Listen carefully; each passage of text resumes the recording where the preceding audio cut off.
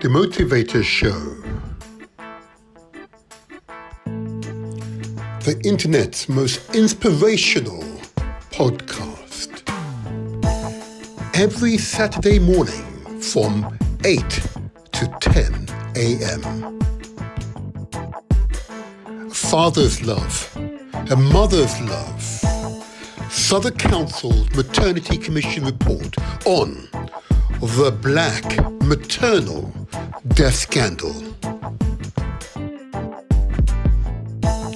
Southwark Council's Maternity Commission co-chairs, Professor Dame Donna Kinnair, former Chief Executive and General Secretary of the Royal College of Nursing, Councillor Evelyn Akoto, Southwark Council's Cabinet Member for Health and Wellbeing.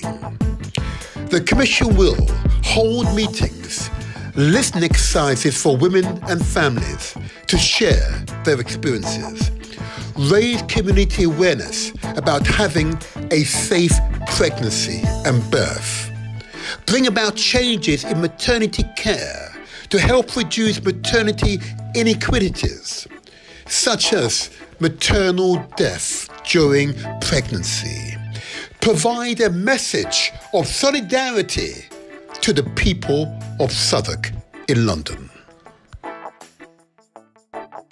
Southwark Council's Maternity Commission evidence, severe maternal morbidity, often referred to as near miss or near death. A study from 2014 shows that compared to white European women, Black African women are 83% more likely and Black Caribbean women are 80% more likely to suffer a near death whilst pregnant. The Motivator Show. The internet's most inspirational podcast. Every Saturday morning from 8 to 10 a.m. Father's love, a mother's love. Southwark Council's Maternity Commission report on the Black Maternal death scandal. Southwark Council's Maternity Commission co-chairs, Professor Dame Donna Kinnair, former Chief Executive and General Secretary of the Royal College of Nursing, Councillor Evelyn Akoto, Southwark Council's Cabinet Member for Health and Wellbeing. The Commission will hold meetings, listening exercises for women and families to share their experiences, raise community awareness about having a safe pregnancy and birth, bring about changes in maternity care to help reduce maternity inequities, such as maternal death during pregnancy, provide a message of solidarity to the people of Southwark in London. Southwark Council's Maternity Commission evidence, severe maternal morbidity, often referred to as near miss or near death. A study from 2014 shows that compared to white European women, Black African women are 83% more likely and Black Caribbean women are 80% more likely to suffer a near death whilst pregnant. Southwark Council's Maternity Commission evidence, systematic racism within the UK maternity care. Systematic racism within the UK maternity care is risking the safety of people from Black, Asian and mixed ethnicity backgrounds, often with devastating consequences, according to a report by the childbirth charity Birthright. The Guardian newspaper article on the 23rd of May, 2022.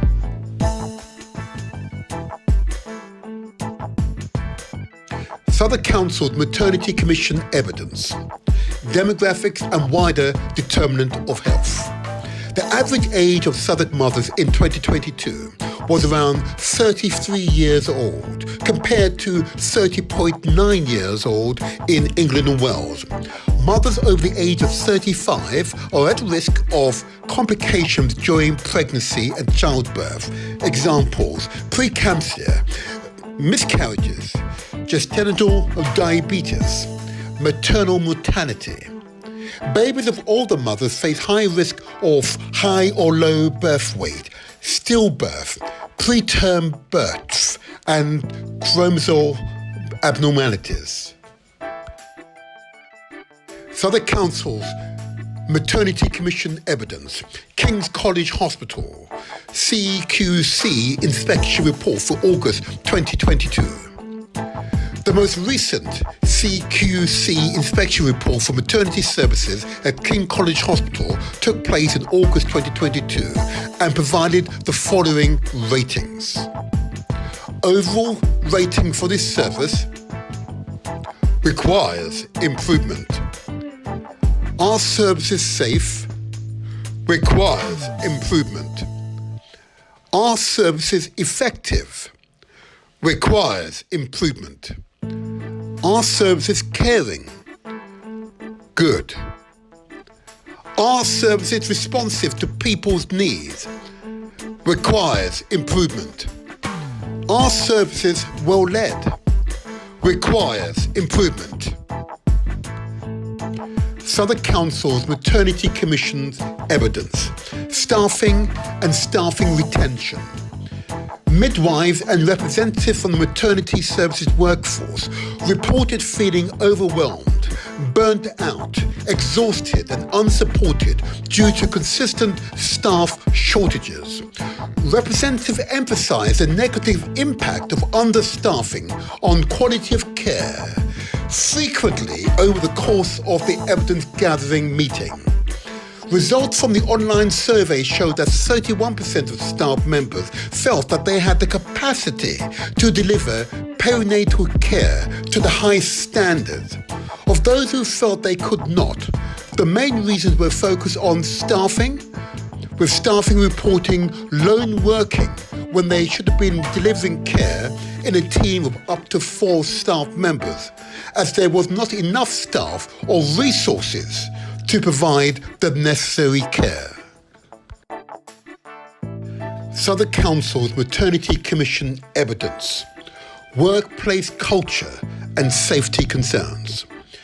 The meetings highlighted a prevalent fear amongst midwives regarding speaking out against long-standing norms or reporting concerns.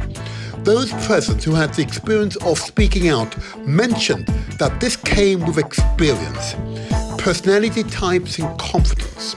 Stories shared highlighted instances where staff faced negative repercussions or felt discouraged from raising alarm about poor practices they witnessed. This fear of reprisal or dismissal of concerns not only fosters a negative working culture, but also has a direct impact on patient safety. A midwife representative reported that this reluctance stems partly from a stigma around vulnerability, where admitting uncertainty or questioning norms can be perceived as a sign of weakness rather than conscientiousness. Southwark Council Maternity Commission evidence, institutional racism. A healthcare professional reported, "I've been a midwife for over 10 years now. If your faith fits, you can climb the ladder." This is a poignant quote from a midwife captured reported institutional racism within the NHS. It reflects the implicit bias that impacts career advancements, disproportionately disadvantaging Black and ethnic minority professionals. Racism experienced by midwives, maternity support workers and NHS staff in England is well documented. The NHS 2020 NHS staff survey revealed that discrimination based on ethnicity remains the most common issue, with 42% of midwives who face discrimination citing this reason. The latest Workforce Race Equality Standard, WRES, reports indicate that just 39.3% of staff from a black background believe that their trust provides equal opportunities for career progression or promotion.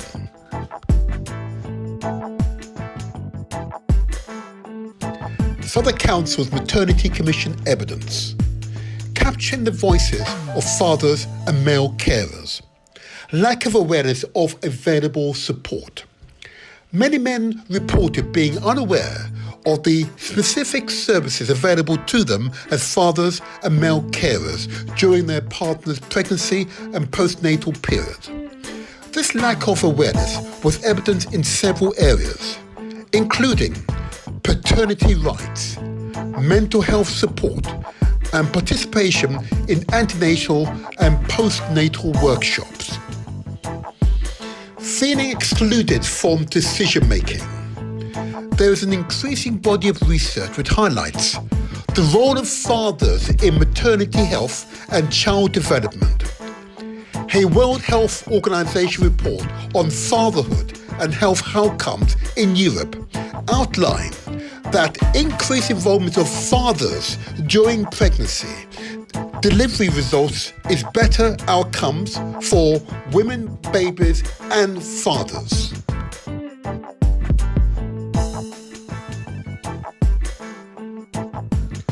Southwark Council's Maternity Commission report recommendations. Recommendation 1, leadership in addressing racism that leads to unequal maternal health. Recommendation 2, develop a new national way of reporting maternal health. Recommendation 3, review the maternity workforce. Recommendation 4, evaluate the fairness of maternity services. Recommendation 5, listen to and empower families. Recommendation 6, preparation and support before pregnancy. Recommendation 7, give parents the right information at the right time in the right way. Recommendation 8, create a joined-up approach to families' needs between the NHS, South East London boroughs, and voluntary community sectors. Recommendation 9, Southwark Council to review their role in maternity care.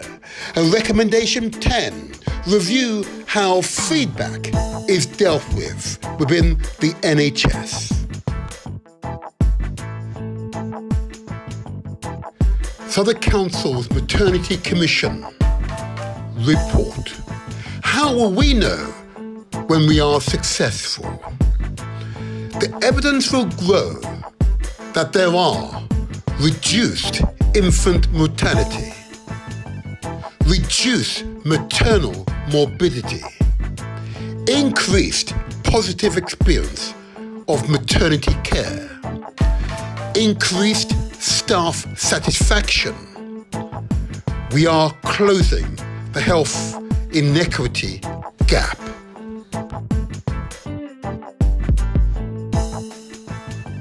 The Black maternal death scandal. Get involved. Let your voices be heard.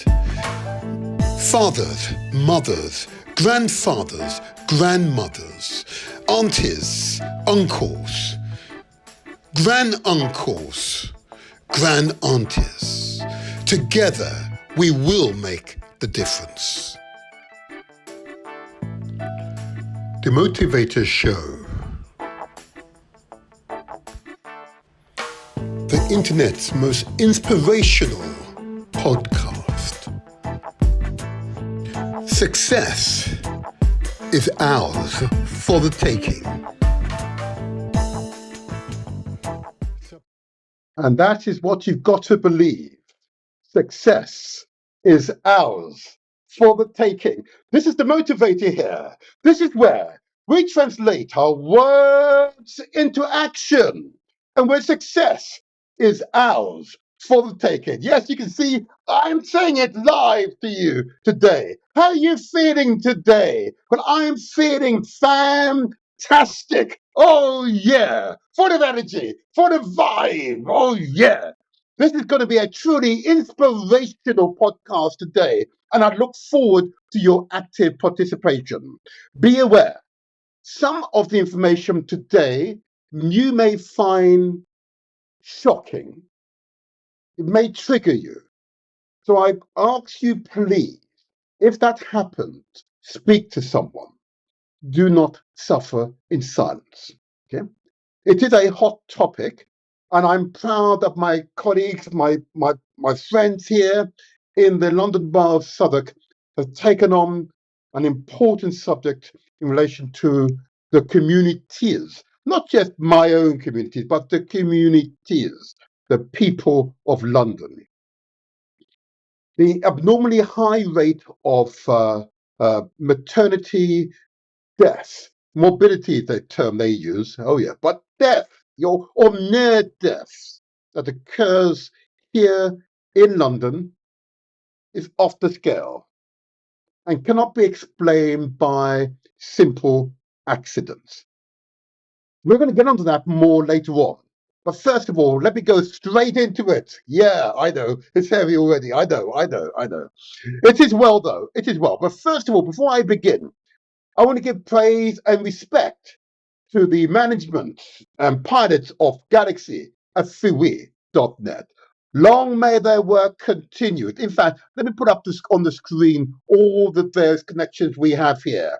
This show is going out via Galaxy at FUI.net, and give praise and respect, of course, to Nana Bakambabai, the visual leader of that digital radio station, who for more than 40 years has been transmitting. Oh yeah, such people I want to give promotion to. That's durability, that's resilience. Absolutely. Long may you continue so. And of course, this show goes out via YouTube under the Motivator Show banner, via Facebook under the Motivator Show banner, go out via Mixcloud, again under the Motivator Show banner. Excerpt will be transmitted via TikTok and Instagram these days. Oh yeah. And thank you for all of you who've been listening and viewing via those various platforms. If you're on YouTube, please give us a like, or better still, for free, just subscribe. You'll be notified of forthcoming shows. And it gives them a further affirmation to the YouTube algorithms that this is a show that the listeners, the viewers, the subscribers on YouTube should be watching and listening attentively. So these are public services announcements, as it were. But please, don't forget, spread the word so we can get to 10,000 subscribers on YouTube. Thank you so much. Thank you for your support and continued support. Thank you. As I said, we'll get onto that topic, but you know what will happen this phase of the show? Equally, I'm concerned about you. I say again, equally, I'm concerned about you, your health and well-being, and ensuring that you have the information so you can make sound, well-balanced decisions. Why am I saying this? Well, particularly in the African and Asian communities, okay, there are levels of health concerns which are directly related to our lifestyles, how we live, what we eat, what we do, okay. And my small contribution to this process of raising consciousness awareness is to play in each of my podcasts a short video which gives you some basic, simple advice, but for you to decide that you want to improve or maintain good health and well-being and good mental health as well. And if you choose to do so, Just come with us on this journey of self-improvement, because trust me, I'm still on that journey of self-improvement. Yeah, I'm still on that journey. But it's a fantastic journey. I'm fitter, stronger, visually significant acuity. Yeah. Oh yeah. It is truly an experience. I commend this style to you. And if you wish to contact the studio and you're on YouTube or Facebook, you can, of course, use the comments section, which is live now. You can put questions later on if you wish. I look forward to it. I look forward to it. But I want you to take note of our efforts to promote good health and well-being across all the audiences that we have on the Motivator show. Okay, now listen keenly. These are not instructions. It's you decide. But this you cannot say you don't know. You were not given the information. That's why I do this every Saturday. Indeed, every week that I'm here. So let me put it up, shall we? Lifestyle messages. Listen carefully, listen keenly, and share this information, share these messages with your family, your loved ones, with your friends, and with your networks. Here we go. The Motivator Show. Success is ours for the taking. Lifestyle messages. We ask that you consider the amount of sugar and salt consumed each day. There is a direct causal link between the overconsumption of sugar and type 2 diabetes, prevalent particularly in the African heritage communities. It is estimated that more than 2 in 4 have either a diagnosed condition of diabetes or an undiagnosed condition of diabetes. Here in Britain, the NHS spends more than £26 billion treating people with diabetes, which is a condition for life. Too much salt in our diet disrupts the natural sodium balance in the body. This causes fluid retention, which increases the blood pressure exerted by the blood against the blood vessel walls, or high blood pressure. The potential impact of too much salt can include enlarged heart muscles, headaches, heart failure, high blood pressure, kidney disease, kidney stones, osteoporosis, stomach cancer, and strokes. Another lifetime condition. We ask that you consider the amount of carbohydrate consumed each day. Typically derived from wheat-based produce such as pasta and other related wheat-based products, and of course root vegetables such as potatoes and the yam. And yes, I did say yams. Excess carbohydrates intake places a large metabolic load on the body. When the body constantly has high levels of blood sugars to deal with over time, this leads to weight gain, poor metabolic health, and an increased risk of heart disease. We ask you to consider the amount of fat that you consume each day. On the screen, you can see raw meat. Clearly, the red meat is meat, but the white streaks you see in the meat is fat.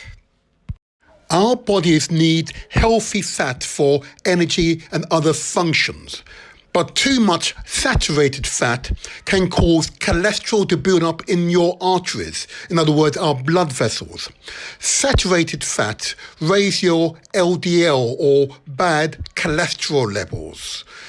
This can increase your risk of heart disease and neurological strokes. Too much fat is linked to increased risk of obesity or fatness, coronary heart disease, and certain types of cancers, such as breast and colon cancers. On the screen, you see a partially blocked arteries, mainly made up of fatty acids and other ingredients mentioned previously. The blood is being forced through the partial blockage by the heart. Another consequence is, of course, increased hypertension or high blood pressure.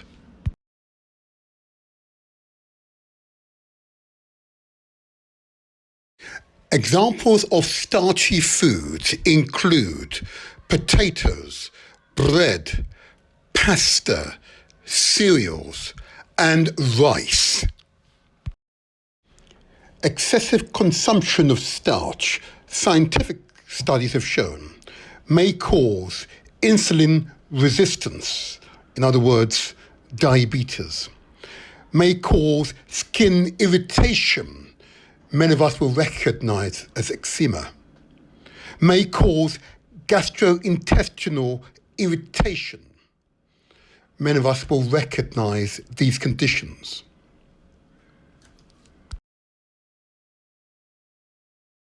On the screen, you can see the examples of the consequences of our lifestyle. Excessive consumption of sugar and salt, carbohydrates, and fat and starch. You see the young lady and gentleman with the bloated shoulders, bloated chest, bloated abdomens, bloated thighs, and bloated bottoms, or buttocks in polite company. The consequence of our lifestyle. The prevalence of obesity amongst black women in the United Kingdom is significantly higher compared to the general population. Approximately 58% of black women in Britain are classified as obese. This rate is considerably higher than the average obesity rate for women across all ethnicities in the UK, which currently stand at between 30 to 32%. This is a public health emergency. The prevalence of obesity amongst black men in Britain is also notably high. Approximately 38% of black men in the UK are classified as obese. This rate is higher than the average obesity rate for men across all ethnicities in the UK, which is around 27 to 29%. This is a public health emergency. The experts recommend that we should eat fresh, untainted foods, including tomatoes and oranges, melons and beetroot, noriega and avocados, grapes and apples, lemons and cabbages, lettuce and cherries, bananas and cucumber, and pears and onions, sweet corn and pineapples, carrots and cauliflower, garlic and sweet pepper, lemons and many other fruits and vegetables, which are untainted and are good for you. The experts recommend that we should ensure that we consume between 2 to 3 litres of water per day. It does depend upon your height and your mass. You see on the screen a young man drinking his water, and a young lady enjoying her water. The advice given to you about our lifestyle will not mean anything to you unless you exercise. To exercise for life. You see the young lady with her weights, pumping her weights. You see the mature gentleman running with his headphones in, with a smile on his face. You see a young lady running up and down those stairs. Oh yeah, that is real exercise. You see the young man pushing up and down with his push-ups. This is exercise. Our bodies need exercise.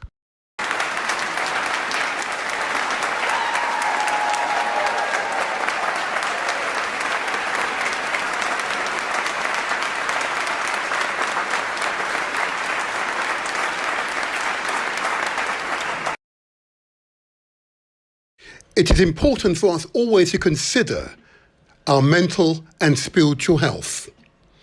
If you have concerns about your mental health, please seek out professional advice or speak out to those you most trust.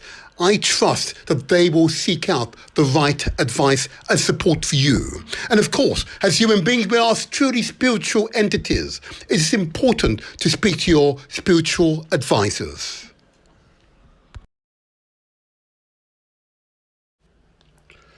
The Motivator Show.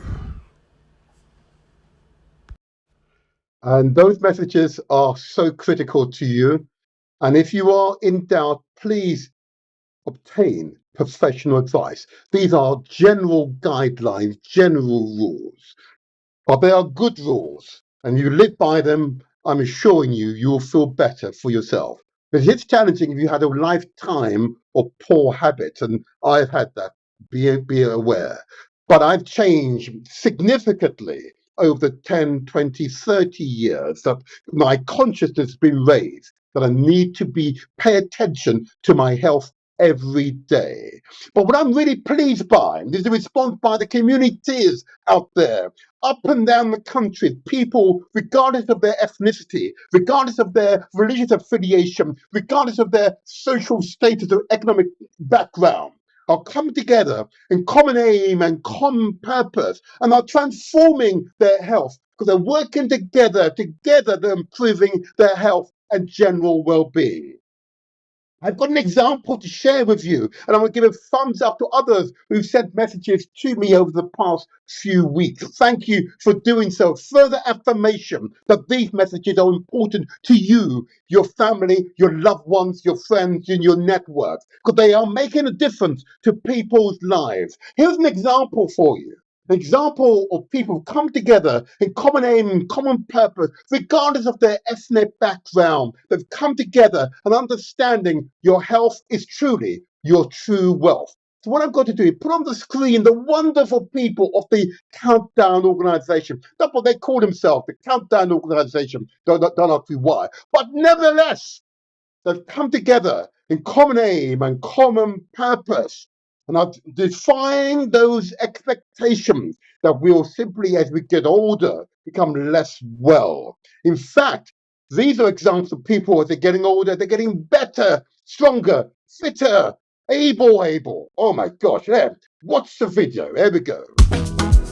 Cheese. Famous. Hello.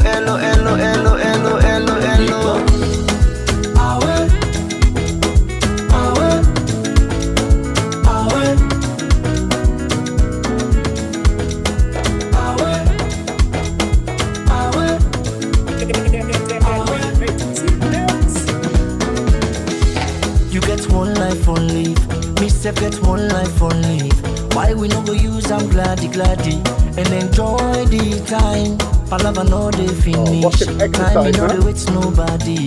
Now why are they try for always get am nice every day and night? This one way we offend we self, not nobody young. You want to eat what you want, we go down you belly, now you young. The balance where you go die left, now all the money young. So why for the pity you say for? Now the motor car where you let buy yeah, they're really exercising now. If you see finance where you collect bill Oh yeah, you meet up woman where you let piano. Look at that. And if you let the man na for keep quite big, huh? Oh yeah. Want them more. The food where you feel can for exercise as well. Eat them. That fine la power where you let na for buy them. And tire more. And if you baby love you back love them. But if you love them all now you na for left them. Want them more. Cause nobody know. Nobody know what you do own. So every day of my life stay on. Fasting enjoyment stay go. Now for land for care for yourself. Nobody love you past yourself. All man they fed for yourself. Now why all they allowed with you other man they panted with peace away. Me joy away. Me smile away. Oh no make nobody take you peace away. Me joy away. Me smile away. Oh no. Every I see some mum and dad with their children. Yeah? Children are watching, taking in the information, constantly assimilating that information. Exercise is good. As long as you get waiting, you dey eat. Land for the loose body 110. This one way we all feel we safe, now nobody own. You want to eat what you want, we go down you belly, now you young. And the balance where you go die left, now all the money on. So why for the pity you say for? Now the motor car where you let buy 'em. He's proud of them, huh? Oh my gosh. That's the exercise is good. You meet up woman where you let yanam. And if you let the man na for keep 'em. One time more. The food where you feel for eat na for eat 'em. That fine la power you let na for buy 'em. Entire more. And if you baby love you got love 'em. Love 'em. But if you love them all now you na for left 'em. One time more, cause nobody know waiting tomorrow all. So every day of my life they all. I fasting enjoyment stay low. Excellent exercise. Nobody love you pass you yourself. All man they fed for himself. Oh. Now why I know they allowed with the other man they can't take me peace away. Me joy away. Me smile away. Oh no, no make nobody take you peace away. Me joy away, me smile away. There we go. Oh no. That's the way to do it. That's the way to do it. The exercise is good.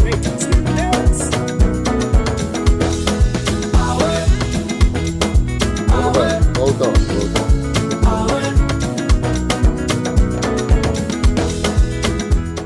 Oh yeah. Wasn't it brilliant? Yep. Common aim and common purpose, regardless of their social status, regardless of their religious affiliation, regardless of their ethnicity, coming together, common aim and common purpose. Understanding is so critical that we exercise together, make a communal activity, and together we will exercise to good health. You know, good exercise, good food, good positive outlook on life makes all the difference, I commend to you the examples, Countdown, and many others across the country who've come together in common aim and common purpose, understanding that we are all members of the communities. Well done. Long may they continue. Now, before I go to the main topic, I want to make a few quick announcements, and you must forgive me because those of you who know, these announcements are organizations who are close to me because they are meaningful. They're meaningful. So first of all, I want to give light to the National Association of Black Supplementary Schools, or NABS. NABS is an organization set up to allow parents, or guardians who want to ensure that their children have an activity to go to. It could be an after-school project, or it could be a weekend retreat. It could be connected to your place of worship, a church, a temple, or a mosque, but it's designed to support and seek the development of our children. I use the term collective noun, our children, not young people, our children. All children are our children. That is the way. So I commend this organization to you. If you manage such an organization, ensure you're registered, your details are with NABS, so that parents and guardians can find you. National Association of Black Supplementary Schools, or NABS. Their website address is www.nabss.org.uk, or you can email at info@nabss.org.uk, or phone the Inspired Volunteer on 07958 348 558. I commend the National Association of Black Supplementary Schools to you as an inspired organization designed to support our young. Okay, there you are. Another organization I want to give light to, and those of you who understand, the country of Nigeria is an important country. The people of Nigeria have within their gift, within their capacity to find solutions, to find peace for Nigeria. They have within their gift the ability to stamp down on peace and reject destruction and the division. They absolutely have. And the organization that exemplifies this is NINAS. NINAS is an organization set up to do precisely that.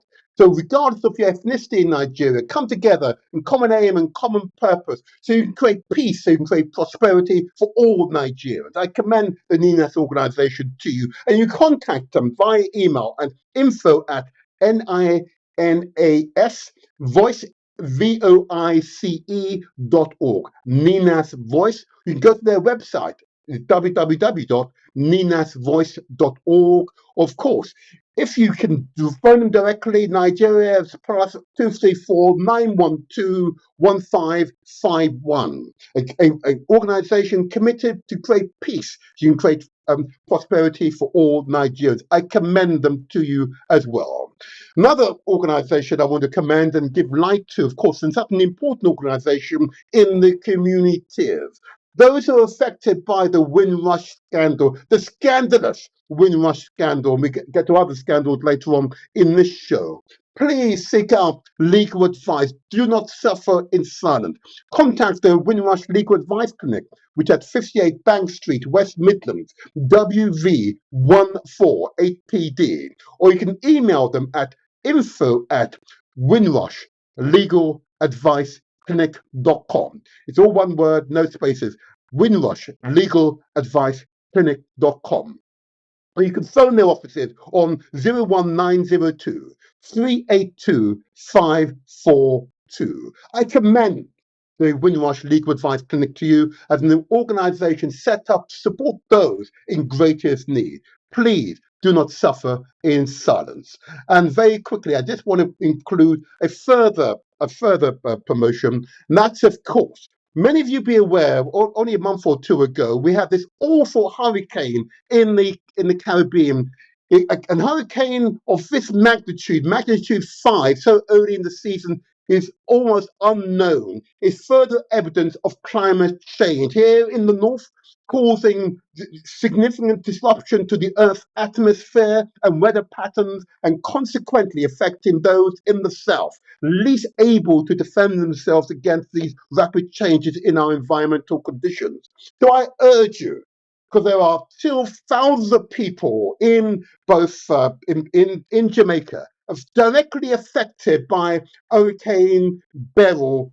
That disaster is simply going unknown by the international press these days. So I ask you to give generously to the Hurricane Beryl Disaster Relief Fund, being managed by the People's National Party UK, or PNP UK.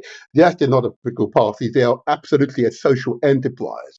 Their bank account details are NatWest Bank, sort code 600802, a bank account number 298-61233.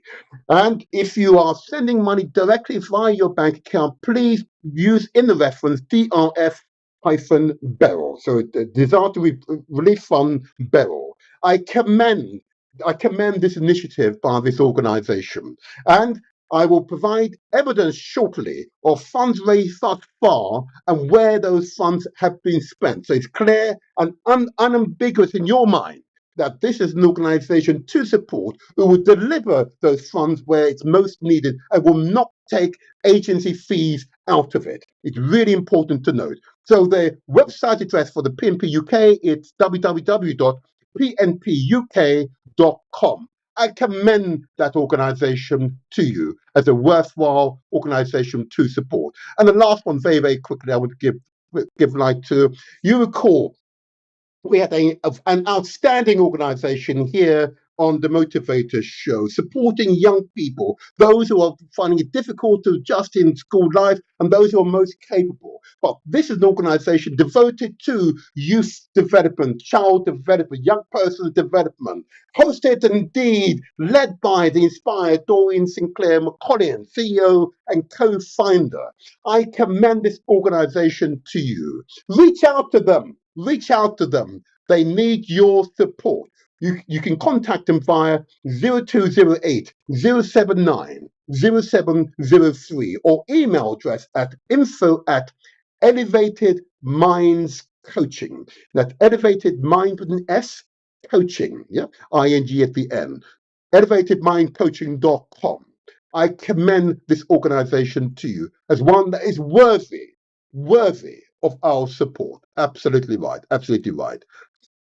Well, there's a lot. I got through a lot there. I know I got through a lot, but it was important to share that information with you. But before I go on, I just want to just give a quote from what I consider to be one of the most inspired international journalists, Ndidi Echwetri. She's a truly inspired human being. I've read all of her articles, and they're always poignant and direct. Here's an excerpt from one of them, and you will understand how I think as well. And listen carefully to these words, because this could apply to anybody across the world, anyone who has a conscience. There we go. So this is what she says. Given the state of Nigeria, or indeed Africa, or indeed any part of the world, I think people haven't yet made the mental link that they are responsible for the kind of existence they hand over to their children. I would say it again, I wanted to resonate with you, these words. This is why these shows are so critical. Given the state of Nigeria, or indeed Africa, or indeed the world, I think people haven't yet made the mental link that they are responsible for the kind of existence they hand over to their children. Yeah. Your works today will be bequeathed to our children, the next generation. So do the best whilst you're here. Do the best whilst you're here. I hope those words resonate with you. I hope they resonate with you, because they most certainly resonated with me when I first read it. Anyway, I think what I'll now do is now start to move to the main topic of today's show, and I can see at least one of my guests still here. But let me just, before I bring my guest into the main studio. Many of you be aware, I'm an elected councillor. I see the official figures, and often those figures are, well, uncomfortable reading. Yeah.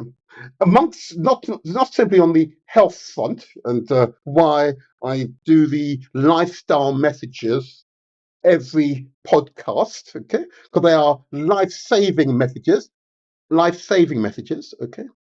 But I also am exposed to official documents produced by other government agencies, and the NHS, or National Health Service here in Britain, is an example. Now, it is interesting. Whilst the local authorities don't direct or fund the NHS, because clearly they're funded centrally, local authorities have a public health function. In other words, we're here to promote the public health, good health messages, encourage you to exercise and so on. That's what I do here. Okay. An aspect of the NHS's work, of course, is to bring babies, to help mothers through pregnancy, through to birth. Okay. It is quite clear, it is very clear that there are issues, not for simply this year, but in successive years, or forgive me, successive decades. And this is a cause for real concern. Okay. And today's show will focus on, there we go, the Southwark Maternity Commission. Southwark is a borough in London. And its work, I'm hopefully going to have the two co-chairs present here, and we're going to have a chat about the report that has been recently published. Okay. Now, I can see that one of my guests is having difficulty, so what I'm going to do, just for a few minutes, and bear with me, just for a few minutes, I'm going to help my guest to get in. I can see one's here, but the other is having some difficulty. So I'm going to play the intro video just for 5 minutes, so bear with me just for 5 minutes, but the information that you'll see, you'll understand why it's useful as an interlude until I can help my guest to get into the studio. So bear with me just for a few minutes and we'll be right back with you. But watch this video. The Motivator Show. The internet's most inspirational podcast. Every Saturday morning from 8 to 10 a.m. Father's love, a mother's love. Southwark Council's Maternity Commission report on the Black maternal death scandal. Southwark Council's Maternity Commission co-chairs, Professor Dame Donna Kinnair, former Chief Executive and General Secretary of the Royal College of Nursing, Councillor Evelyn Akoto, Southwark Council's Cabinet Member for Health and Wellbeing. The Commission will hold meetings, listening exercises for women and families to share their experiences, raise community awareness about having a safe pregnancy and birth, bring about changes in maternity care to help reduce maternity inequities, such as maternal death during pregnancy, provide a message of solidarity to the people of Southwark in London. Southwark Council's Maternity Commission evidence, severe maternal morbidity, often referred to as near miss or near death.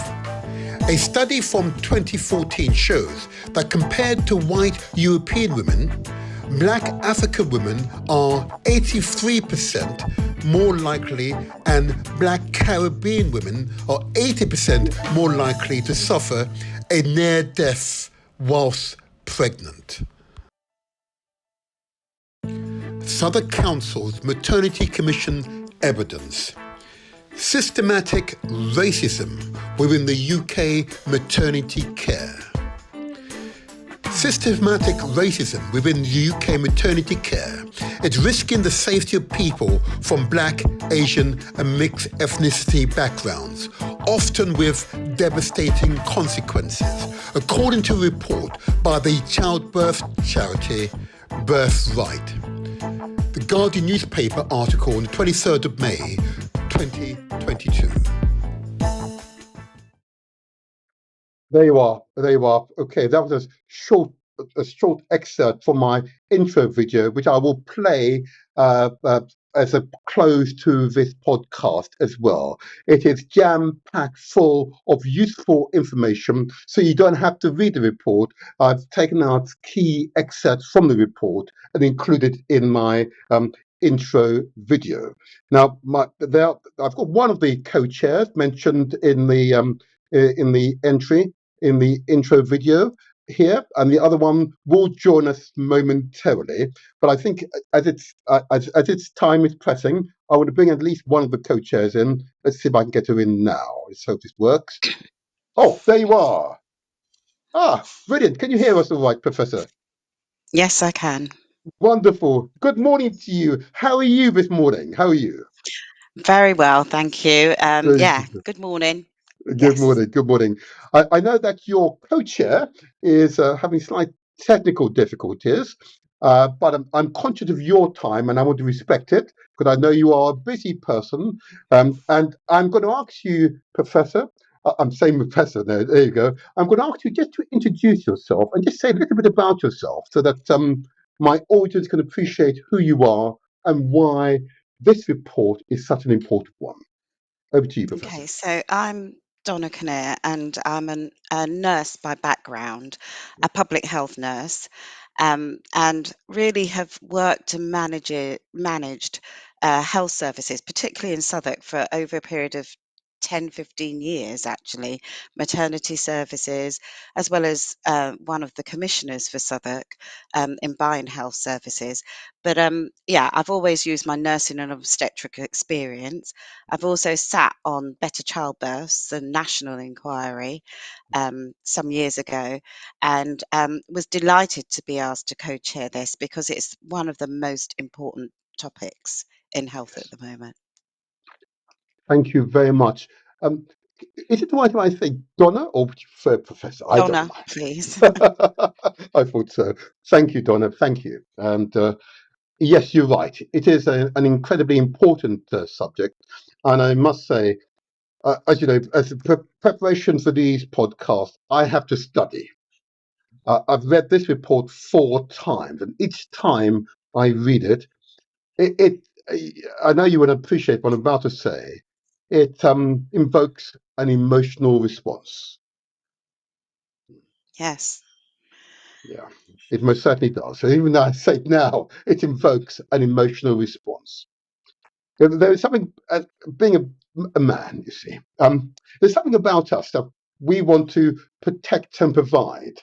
And in this instance, where the first, it may be a member of a new member of your family, about to be come into the world, and to believe that those around you, those in the hospital, may not be displaying the competencies that people like yourself train them to deliver on the front line. Okay. Now, there are many questions I have for you. I was hoping that we can get the coach, your Evelyn Akoto, Councillor Evelyn Akoto, in as well before I begin. In fact, I will begin, and we'll hopefully she'll join us shortly. I'm not sure the technical problems she's experiencing at the moment. First of all, the report. Okay, can I just, before you talk about the report proper, I just ask you to just for the benefit of the audience, just set out for the audience the premise upon which the Maternity Commission was created. What is the reason why it was created? What is it responding to? So we know that many women in our borough, but Mhm. also many women nationally, have Yes. had terrible experiences during their pregnancy and childbirth. And also, we also know that outcomes for women of colour Mhm. are not as good as we would like them to be.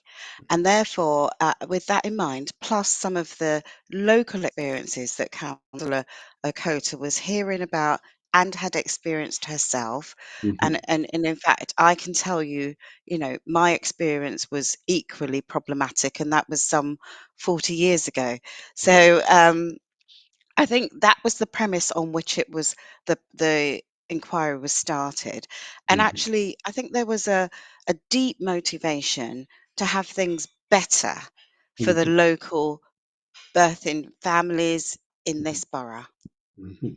Okay.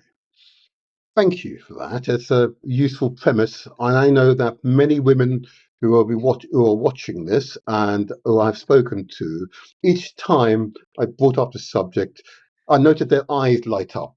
I said, "Finally, someone is listening to us," and that's a theme throughout the report as well. Okay. Can I ask you, please, in that case, just in terms of the process, just summarise the process of evidence gathering that the commission undertook? So the commission started, it's been 9 months, so almost the same time Yep, as it takes to deliver a baby. And we indeed. started, Yes. I think I would say in November a year ago, and Mhm. had some of the discussions that are pertinent. So, as I said, we wanted to address the inequalities that we felt were in existence, and we have met with everybody. We've met with women who had good experiences as well as bad experiences. Mhm. We've met with frontline professionals, um, commissioners, uh, and heard about how difficult it is to provide maternity care and what things could have been done to improve maternity care. Mhm. And we've also met with families, workers, um, yes, so Okay. everybody that we Thank could you. Thank you. possibly meet with. Thank you, Donna. Thank you. And we are finally honoured to have in our presence the remarkable counsellor Evelyn Akoto. Okay. Good morning to you, Evelyn. How are you? I'm fine. I can't hear you. Can you hear me? Oh, we can. Yes. Oh, yes, we can hear you. Okay, Oh I dear. can't seem to hear you, so I'm going to The just give me a gremlins this few morning minutes to with see her. if I can try She and can't hear us. Can find another way. you could have? She's got to resolve that. I will go out and come back in and see if that Fine. works. That's fine. That's fine. Don't you worry. Don't worry. We're a team, huh? We're a team. There you are. We support each other. You know. Okay. If I may, Donna, just for the benefit of the audience, and so I'm familiar with the report intimately now. Okay. The evidence was drawn from who? Okay, so I'm aware, for example, you spoke to women, for example, and birthing people, for example. You spoke to employees. Okay? You just Yes. continue, just describe where you got your evidence from. Give the basic, So yeah. we spoke to over 750 residents Mm-hmm. Yep. Mm-hmm. and maternity care professionals. All right. We spoke to academics. Mm-hmm. We've spoken to management and commissioners. This is the Um, NHS management, yes. Okay. yes, Mm-hmm. yes. Mm-hmm. We've spoken to third sector organisations. Mm-hmm. Okay. One second. Let's see if we can. Councillor Koto, can you hear us? We spoke to academics. We've Oh, she spoken can't to hear us. Oh management dear. and Okay. Actually, what I'm doing, commissioners. I'm trying to listen online Yes, on yes. YouTube, but there's a bit Okay. of We've a spoken delay. to Yes, third we're sector receiving the feedback. organisations I'm really and sorry. That's not an residents. ideal way. I'm really sorry. Unless you've got headphones. If you've got We headphones. spoke to academics. You I don't can't have hear you. headphones. We've No, spoken to no, you management can't hear. and Actually, Um, what I'm doing, I'm trying I to would listen completely reboot online both of your on YouTube, devices. Give it but a there's a try bit of a again, delay. and remember to I will give try and come permission to another the way. camera and microphone. I'm really sorry. That's not an ideal way. I'm really sorry. Unless you've got Okay. Okay. Don't worry. Continue. Donna, sorry. So we spoke to men, Mhm. and you held a session with Yes. the men. We spoke to religious groups, Hmm. family members, Hmm. carers, those that were part of the birthing scenario. Yes. Okay. So they are the, as it were, the customers, the clients, as it were, okay, as well as speaking to those on the front line, and in other words, the matrons on the front line, and to the management, the most senior management here in Southwark. And just for the benefit of the wider audience, Southwark is a borough in London, the capital city. Okay, all righty. So that's the first stage of gathering the evidence. Okay. Um, Before I talk about the evidence gathered, was there any surprises to you from the evidence gathered before I go and discuss the evidence with you? Because you are a woman of long standing, your credentials are extremely long, I must say. Okay, you have incredible experience, and you train these professionals here. Okay, was there any? Was it? Do you find that there was a surprise in the evidence shared with you? First of all, any surprises? Maybe give us two or three, if any. Mhm. Um, do you know, I think what was really surprising for me Okay. was just the lack of civility that some of these women described experiencing. Now, Hmm. as a health professional, you're trained really to have empathy, and to really show people kindness, and as well as listen to them. And so, and in fact, you can't practice good medicine or you can't deliver good care unless you listen to your customer or the person that you're serving. Yes. And I guess for me, I was really, really shocked at the lack of civility that women described experiencing. And they use several examples, Hmm. that actually some of the women in the delivery of their care felt almost invisible. And these are, local services. These are people that are there to give the care.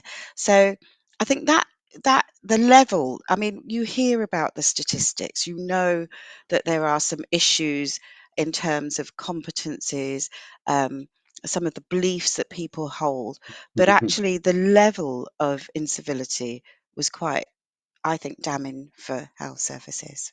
Thank you for that. And I share that observation. That's definitely one I definitely share with you. As I said, each time I read this report, I want to say it was a good read. I'm not going to say that. Mm. I'm not going to say that. I Mm. can't say that, unfortunately. All right, team. And hopefully, Councillor Akoto will be able to join us. Oh, she's trying again momentarily.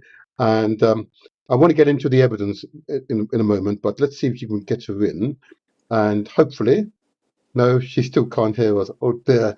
You've got to give the speaker permission. Okay, okay. Well, she's gone. Anyway, I hope you don't mind, Donna, if I ask you No, the question. no. Yeah. Okay. Thank you. Thank you. I want to run into some of the evidence that was presented to you by the groups which you've highlighted, and I want to begin first of all with the birthing mothers or Hmm. people as you describe. I won't get into the descriptors because I'm not Yeah. quite there yet on all that, but I want to focus on this. I see here in the evidence that they first of all, I've used the word already, they not being listened to was a term being repeated.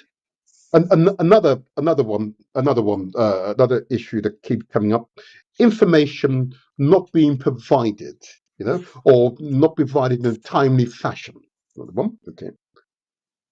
And then thirdly, here is that reading that uh, mothers were experiencing different people at each appointment, and therefore could not develop a relationship because it's a very sensitive time for women. And I've had a few children myself, as it were. Yeah, I know it's extremely sensitive, and having different people each time can be disconcerting. So you're having to repeat your story again and again. Okay. I'm going to bring Councillor Akoto in. You never know, she might be able to work this time. So can you just respond to those three pieces of evidence that uh, uh, the birthing mothers or pregnant mothers, as it were, experience and why that could be happening? So we don't Yeah. have Hmm. continuity of care as a widespread practice in the maternity services, Yeah. because it's incredibly difficult. Because actually, that we do a certain length of shifts, and Hmm. babies can take over 24 hours to arrive from the time of Understood. labour. Understood. So we tend to save continuity care for the most vulnerable women who I'm going have to interrupt you, Donna, and I'm really sorry. God, I'm very conscious that as I came into the public life through the education sector, and I got into edu speak. Okay, I mm. want to avoid medical speak. Okay, because you say Oh, okay. continuity care. Okay, so Most people you're have no saying idea what it 20. means. I know what it means, Okay, but they don't. yeah. But I really want you, and I'm just conscious of your time, and I want to make sure the three observations, evidence drawn from the report is recognised. First of all, information.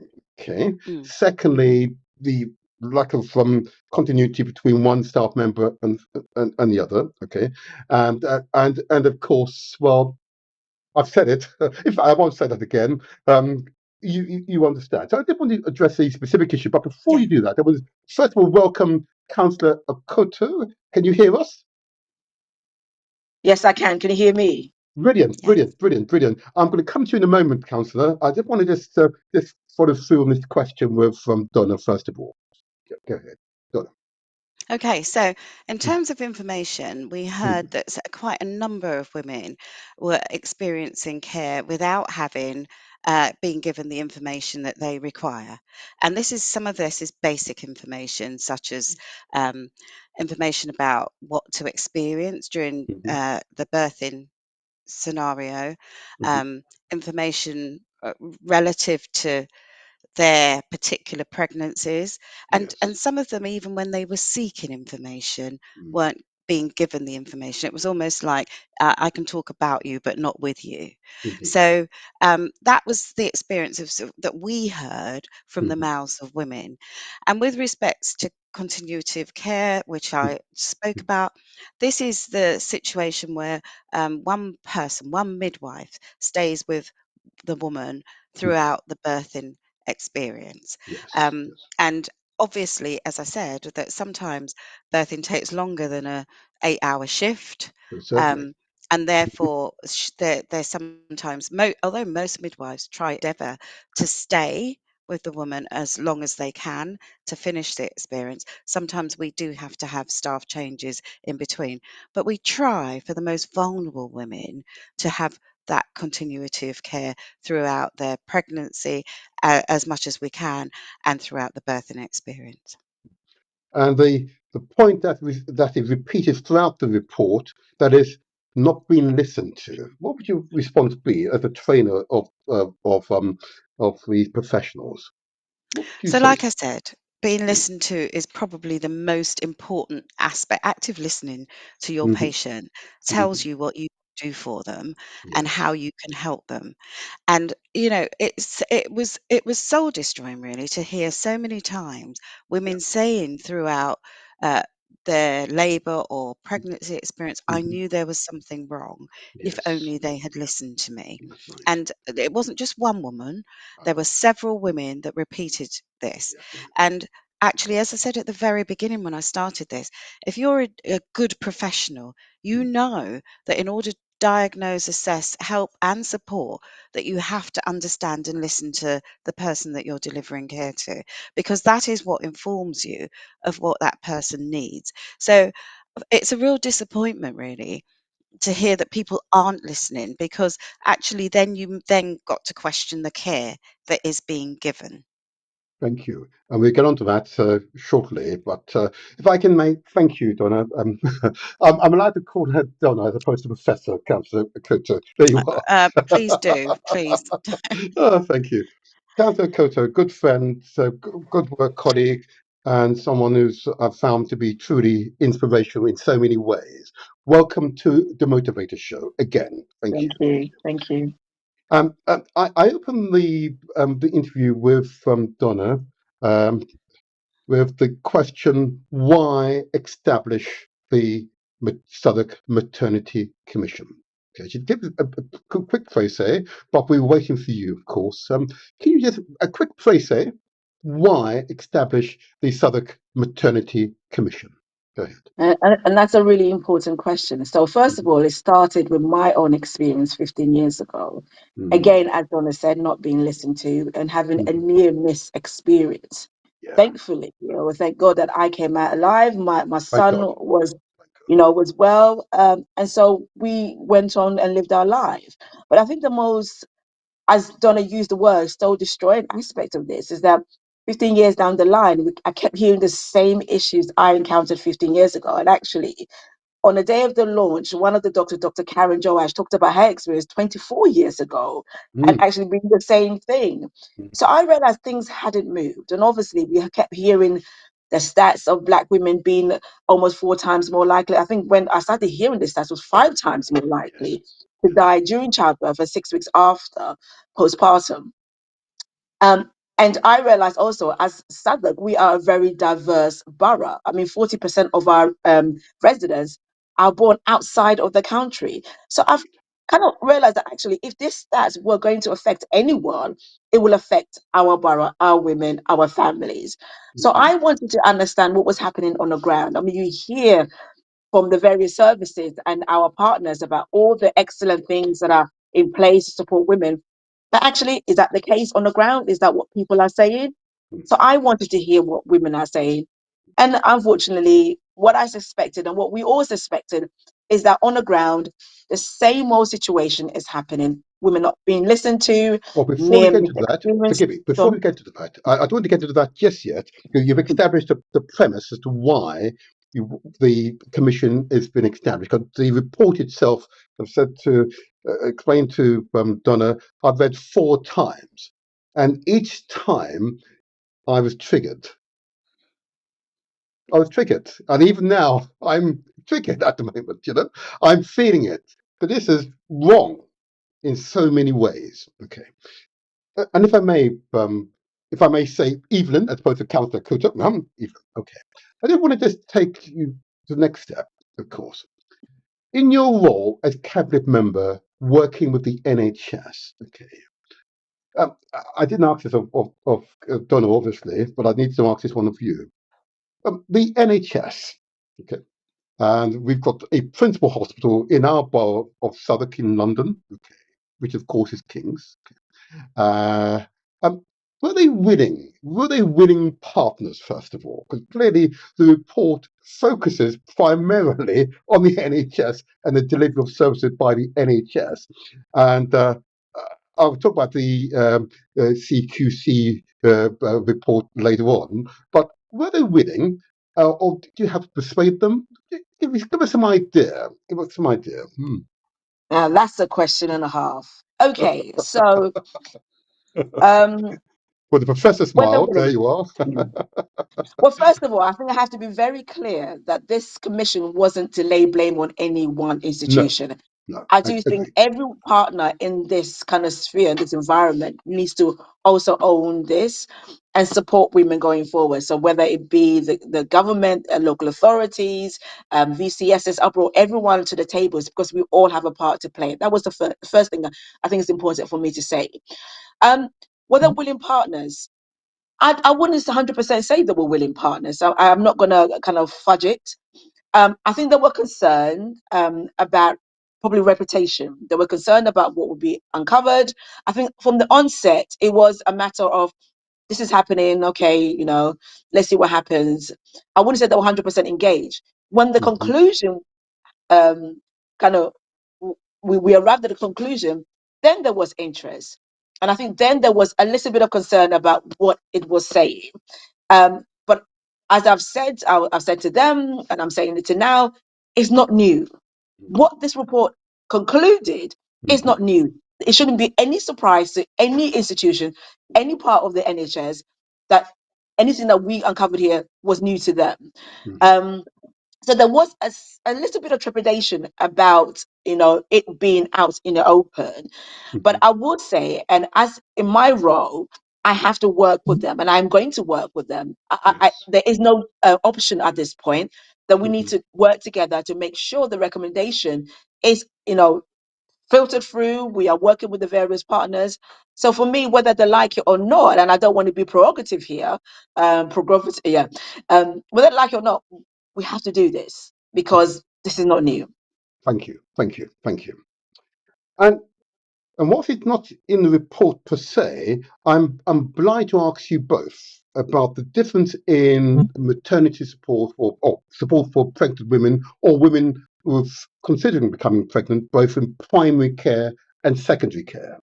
So it doesn't really come out in the report, I note, which is curious, but I wanted to ask you prior to getting to the report proper and looking at some of the evidence and in the limited time we have. Can you just tell us, maybe Donna, you might just want to just elaborate if possible. Can I go first? And Oh, Donna can okay, correct me. okay, fine. Well, just let me get the question out of the case. What I'm trying to understand is what role would GPs and those in primary care are usually our first port of call as members of the public, and of course the role and the important specialist role that secondary care plays, which is of course the hospital care, and that's where you typically see hospital-based matrons. Okay, just give us some idea if there was any tension between the two or not. Hmm. The reason why I want to go first, because that was Okay. one of my first areas of why aren't the GPs more involved in the Ah, whole perinatal indeed. journey. Yeah. Okay. So Yeah. that was my question as well. Um, but from what we gathered right now, I mean, before when we had your local GP and then you went to them for everything. Right now, Mhm, as mhm, when you get pregnant, you can bypass the GPs, so you can go and book your appointment straight with the hospitals. mhm, Your appointments, your scans, etc. So the GPs really at that point seem to be not as involved as I feel there should be, or as there were before.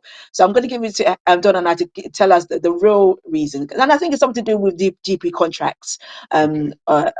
around that. Yeah. All right. Okay. Thank Yeah, you. I was going Thank to you very say much. some time ago there was a change in the GP contract. And therefore, so when I had my first child 42 years ago, you could opt for predominantly GP care and you would have a few hospital appointments.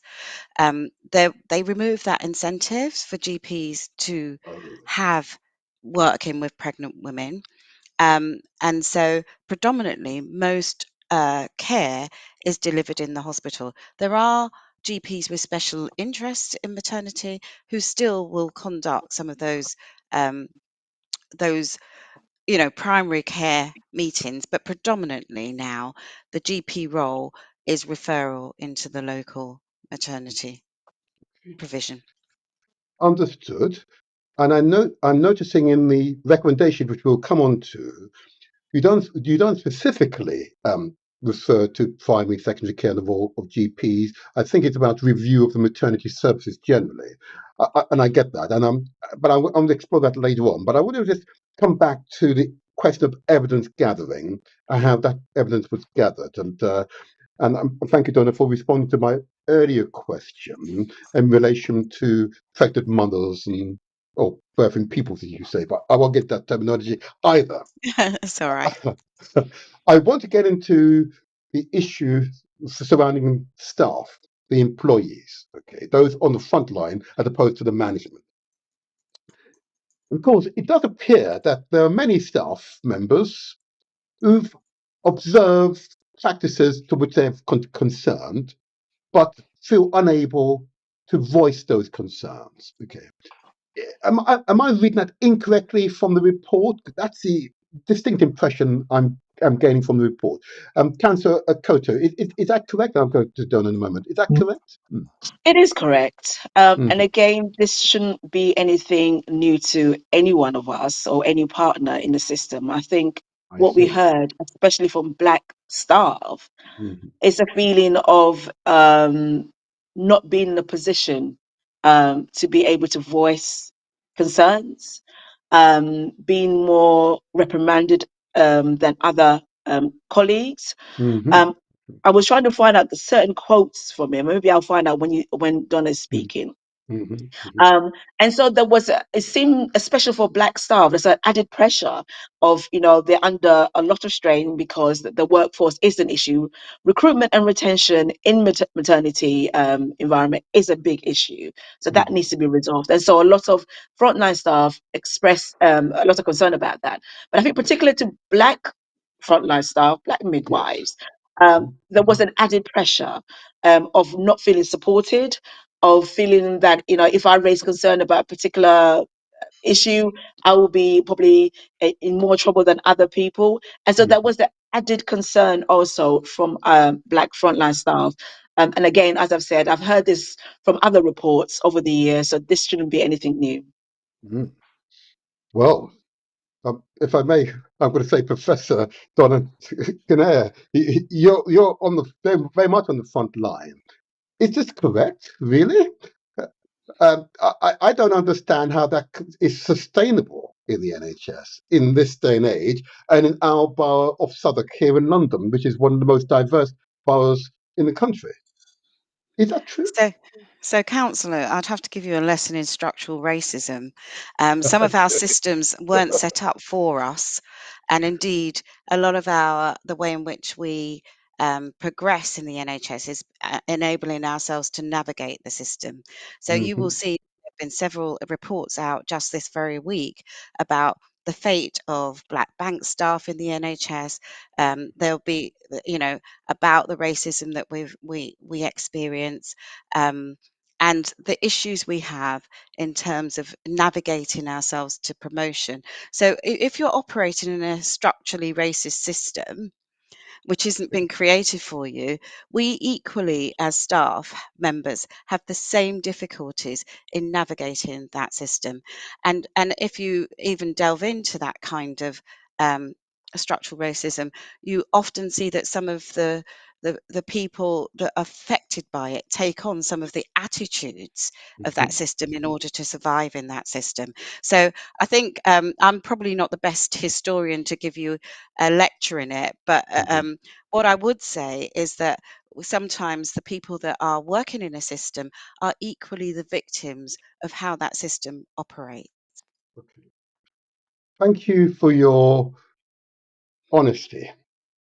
Thank you for your honesty. It is often, well, very refreshing, very refreshing. The question for us, of course, is what happens, and I want to remain focused on the evidence. And maybe, Councillor Akoto, you may have a quote. If not, yeah, Yes, go I ahead, found a go ahead. quote. Mm-hmm. It was about stigma around vulnerability, and it says, and this is from one of the frontline staff we interviewed. You Mm-hmm. feel like if you speak up, you get backlash. I think Yeah. that speaks I for read that. itself. But I read it. yeah, Yes, I read that. I read that, and I've included those words in my intro video, which you've not seen yet, but you'll see I've quoted that particular person. All right.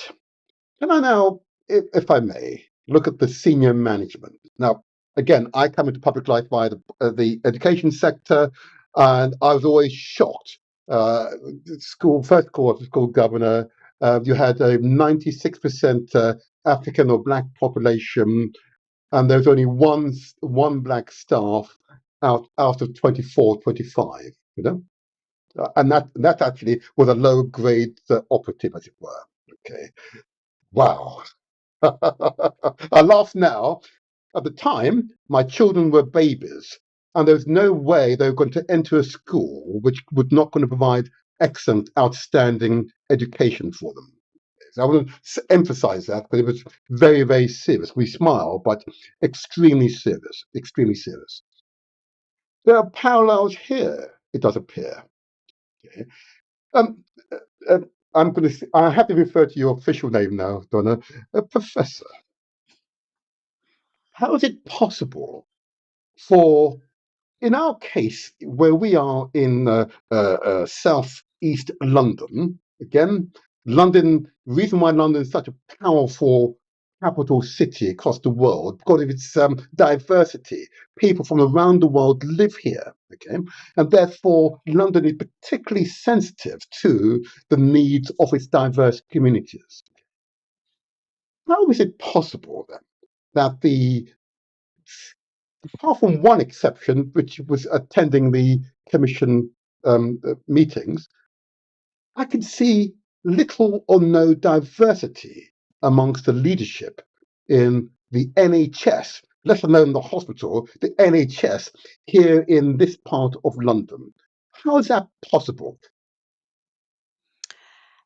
It is very possible. I mean, I could guide you to a report that was published, I think, this week that actually looked at the NHS trust all over England.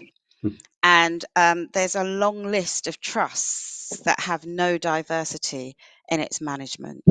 And Wow. these are in areas where we've got predominantly Southeast Asian population. No, so this is what I'm saying is that, and I said earlier that Mm-hmm. sometimes if you think about the way these systems have been created, Mm-hmm. um, they've been created to deliver care.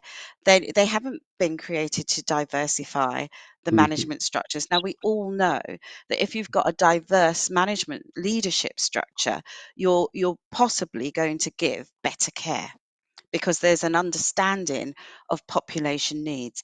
There are many people in the NHS that think that if you have a needs assessment done without understanding cultural competency, that is Yes. sufficient. Mm. And we know it isn't. And we know that is the reason why some of our outcomes are manifestly worse. So, how is it possible? Is because we have a racist system. Oh, And okay. I can say no better than that, having been in the NHS for 43 years and made it, had some really good jobs in the NHS Mm-hmm. myself. Um, often you were one Yes. in the whole of Mm-hmm. that borough. We Mm-hmm. don't reflect the makeup of our boroughs. The NHS is well aware of it, and it's in fact. if you give me a few minutes, I'll look up the name of the report and Please, give it yes. to you. But in that report, it lists some, out of the 272, I think, trusts across England, how many of them have no diversity at top levels? And to be fair, even in our statistics, we use the amount of doctors, because we know we have over 50% of doctors from ethnic minorities. Yes, yes, We use that in terms of our figures. So it somehow sometimes massages the statistics in yes, many areas, because yes, actually what we're wanting is the decision makers, the commissioners, yes. That's those right. that can effect change for the Yes, local population's experience. And can I just add to that? of For me, course. it's about intentionality. um there was a few years back, there was a report about snowy peaks, or there's a terminology Snowy they White use Peak. about snowy white peaks, in that the top echelon of the NHS are, Hmm. white male, you name it. And there was no diversity. So this is something that's been rumbling for a very long while. It's about intentionality, and it's about the NHS recognizing this and recognizing the need to make sure that their kind of top echelons reflect the population and reflect those that they are there to, to provide a service for. So again, I don't know how many times we'd have to keep saying this. Something needs to change, and they Yes, need to be intentional about that, and yes, then need to put things in place. yes. I'm a politician. I don't often simply say yes. So, that's for true. That's for true. If I may, I'm just conscious of time, and I'm also conscious that, of course, I'm speaking in terms which is not part of my personality. That is, it can be very depressive. And if you are a woman who's thinking about getting pregnant or are pregnant, I don't want to create undue anxiety. Okay. Sorry, there's someone trying to call. I'm not going to take the call just yet. Let's get rid of that. Okay. Um, so I want to change the tone of our dialogue, because we want to empower. These podcasts are about empowering. Okay.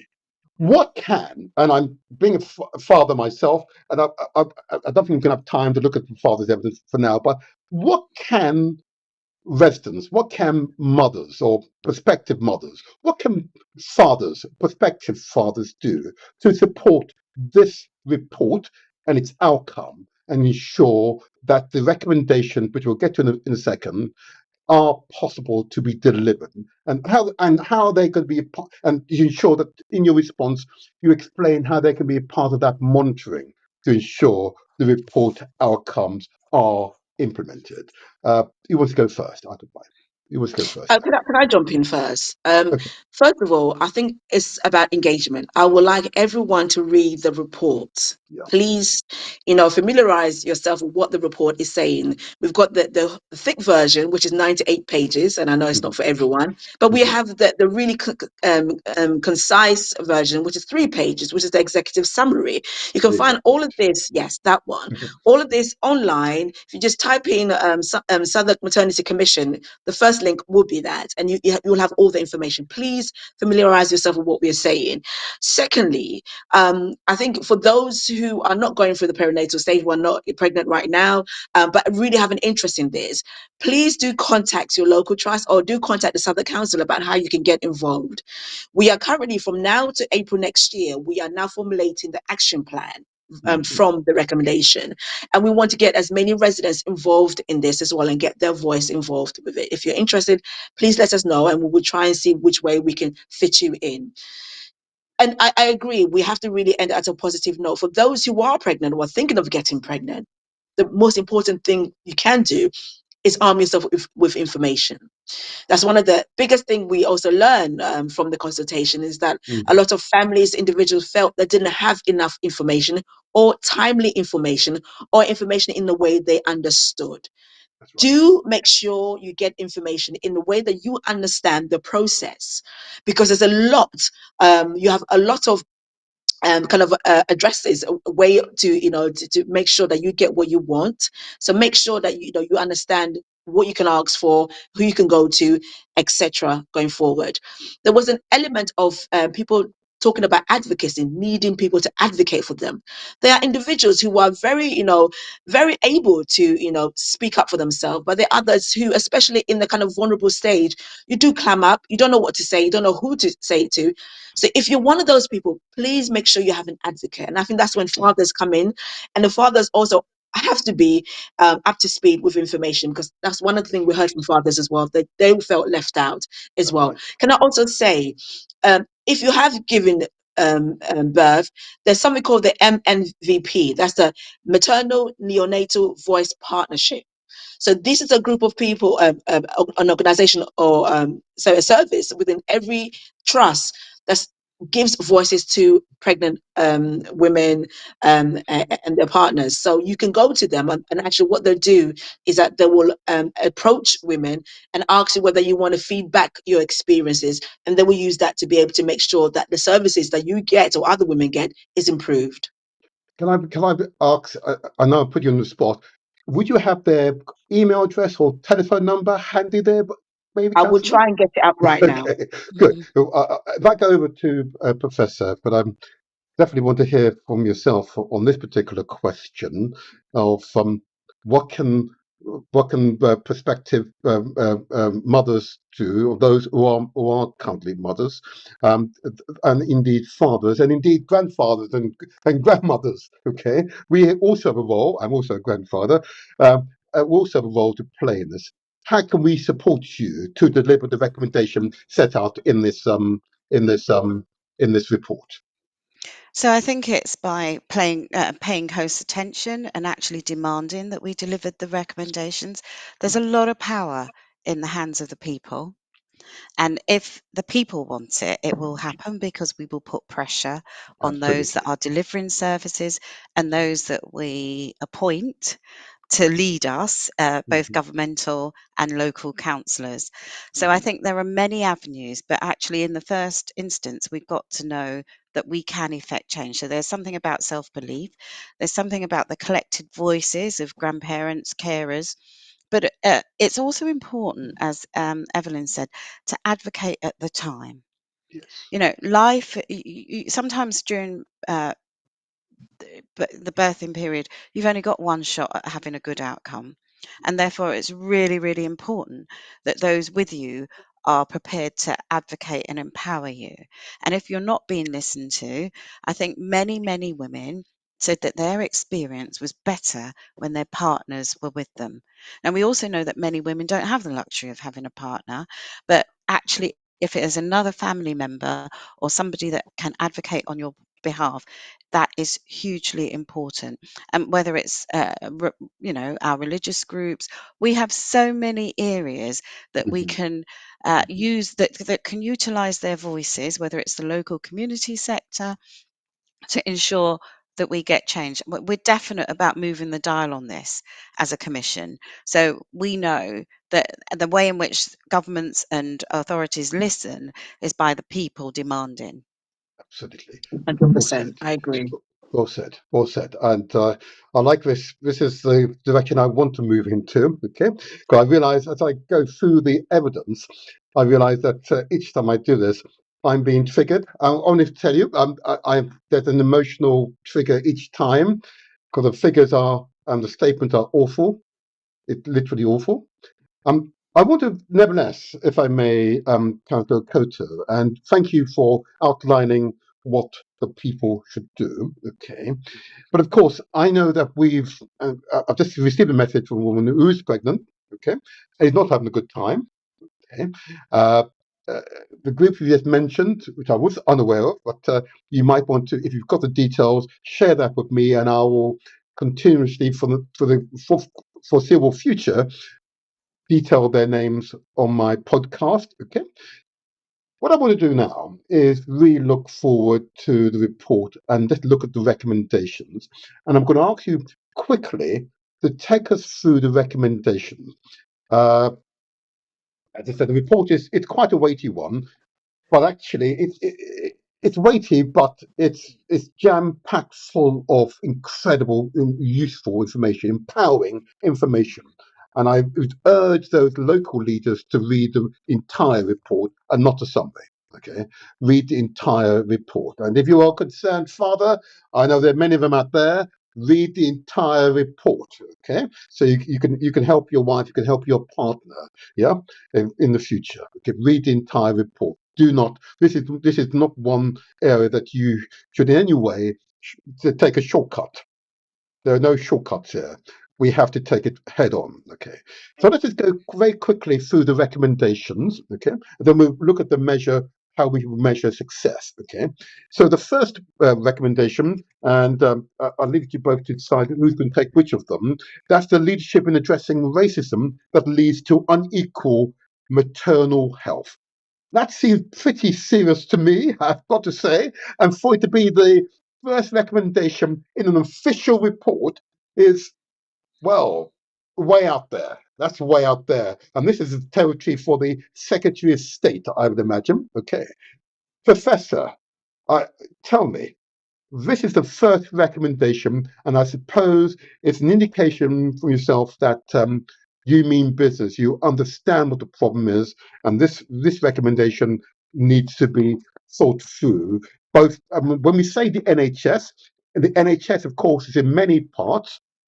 Without getting technical, I referred to primary and secondary care a moment ago. The GPs or community care primarily is the primary care, the first port of contact with the NHS. Okay, secondary care is where you find the specialists. Yeah, that's why you find the consultant, the specialist nurses, and so on. That's primarily the secondary care. Okay, so. And what we're referring to, the combination of the two, although we've just been informed that primary care, because of the change in the contractual arrangement between the two, has had a lesser role, even though the doctor's the person you've built that relationship up, that trust with, as a consequence of some internal administrative quirk. I can't get into that right now.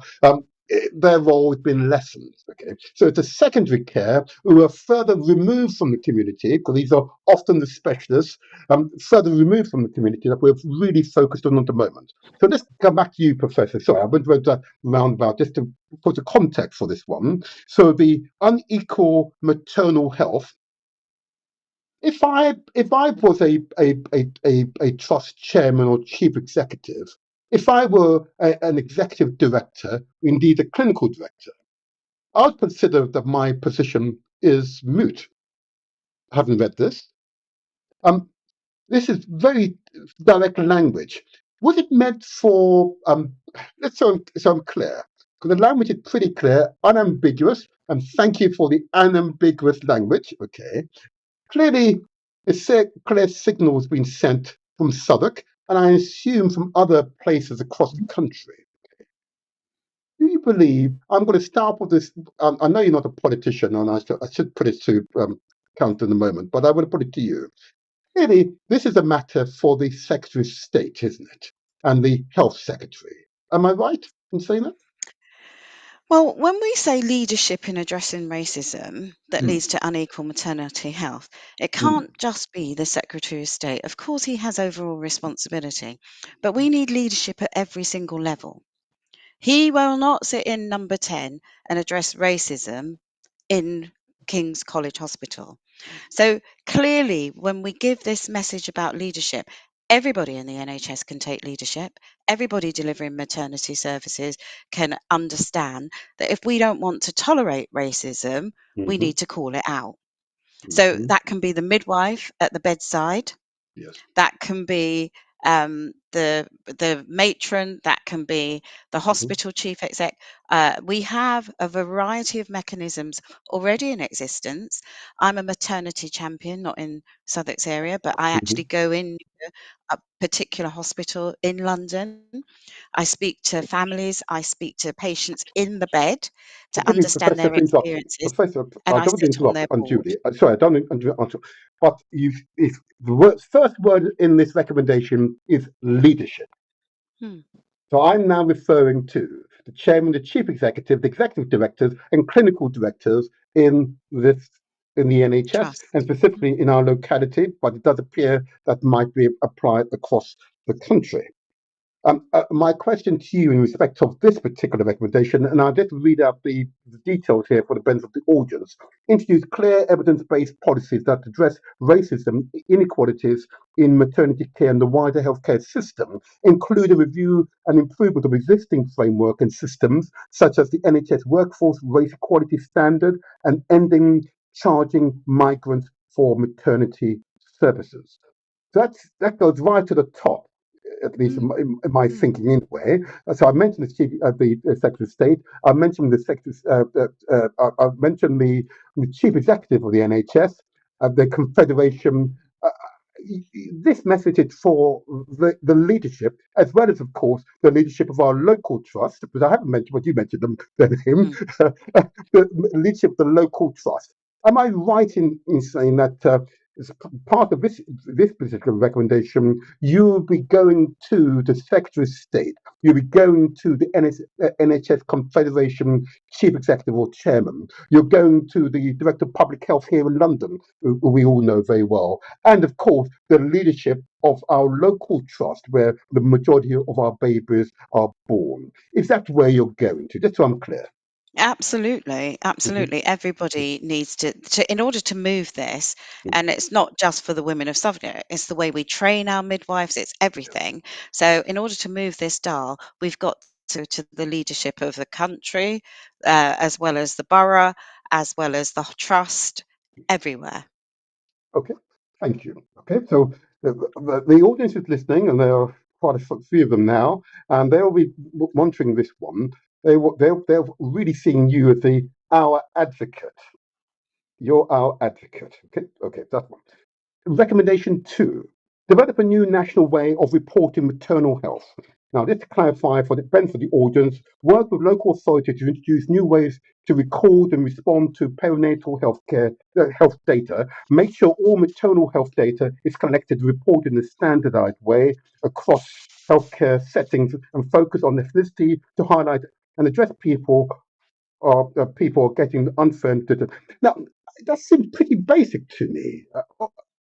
Am I wrong? I'm sorry, I won't go to you, Councillor, because this is not you. This is definitely the Professor's territory. That seems pretty basic. So again, maybe I've been in the system for too long, but that seems pretty basic to me, Professor. Well, we do record a lot of data, but actually, data's important, isn't it? Yeah. So even when we think about maternal health, the thing you learn most from is not often the number of women that have died, but actually, what are the near misses?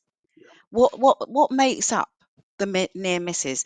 Because those are the things that we can correct and change. And so when we talk about collecting data, it's not just that we have a huge amount of data. It's collecting it, making it relevant to the issues that we want to change, but also making sure that we respond to the data that we're seeing.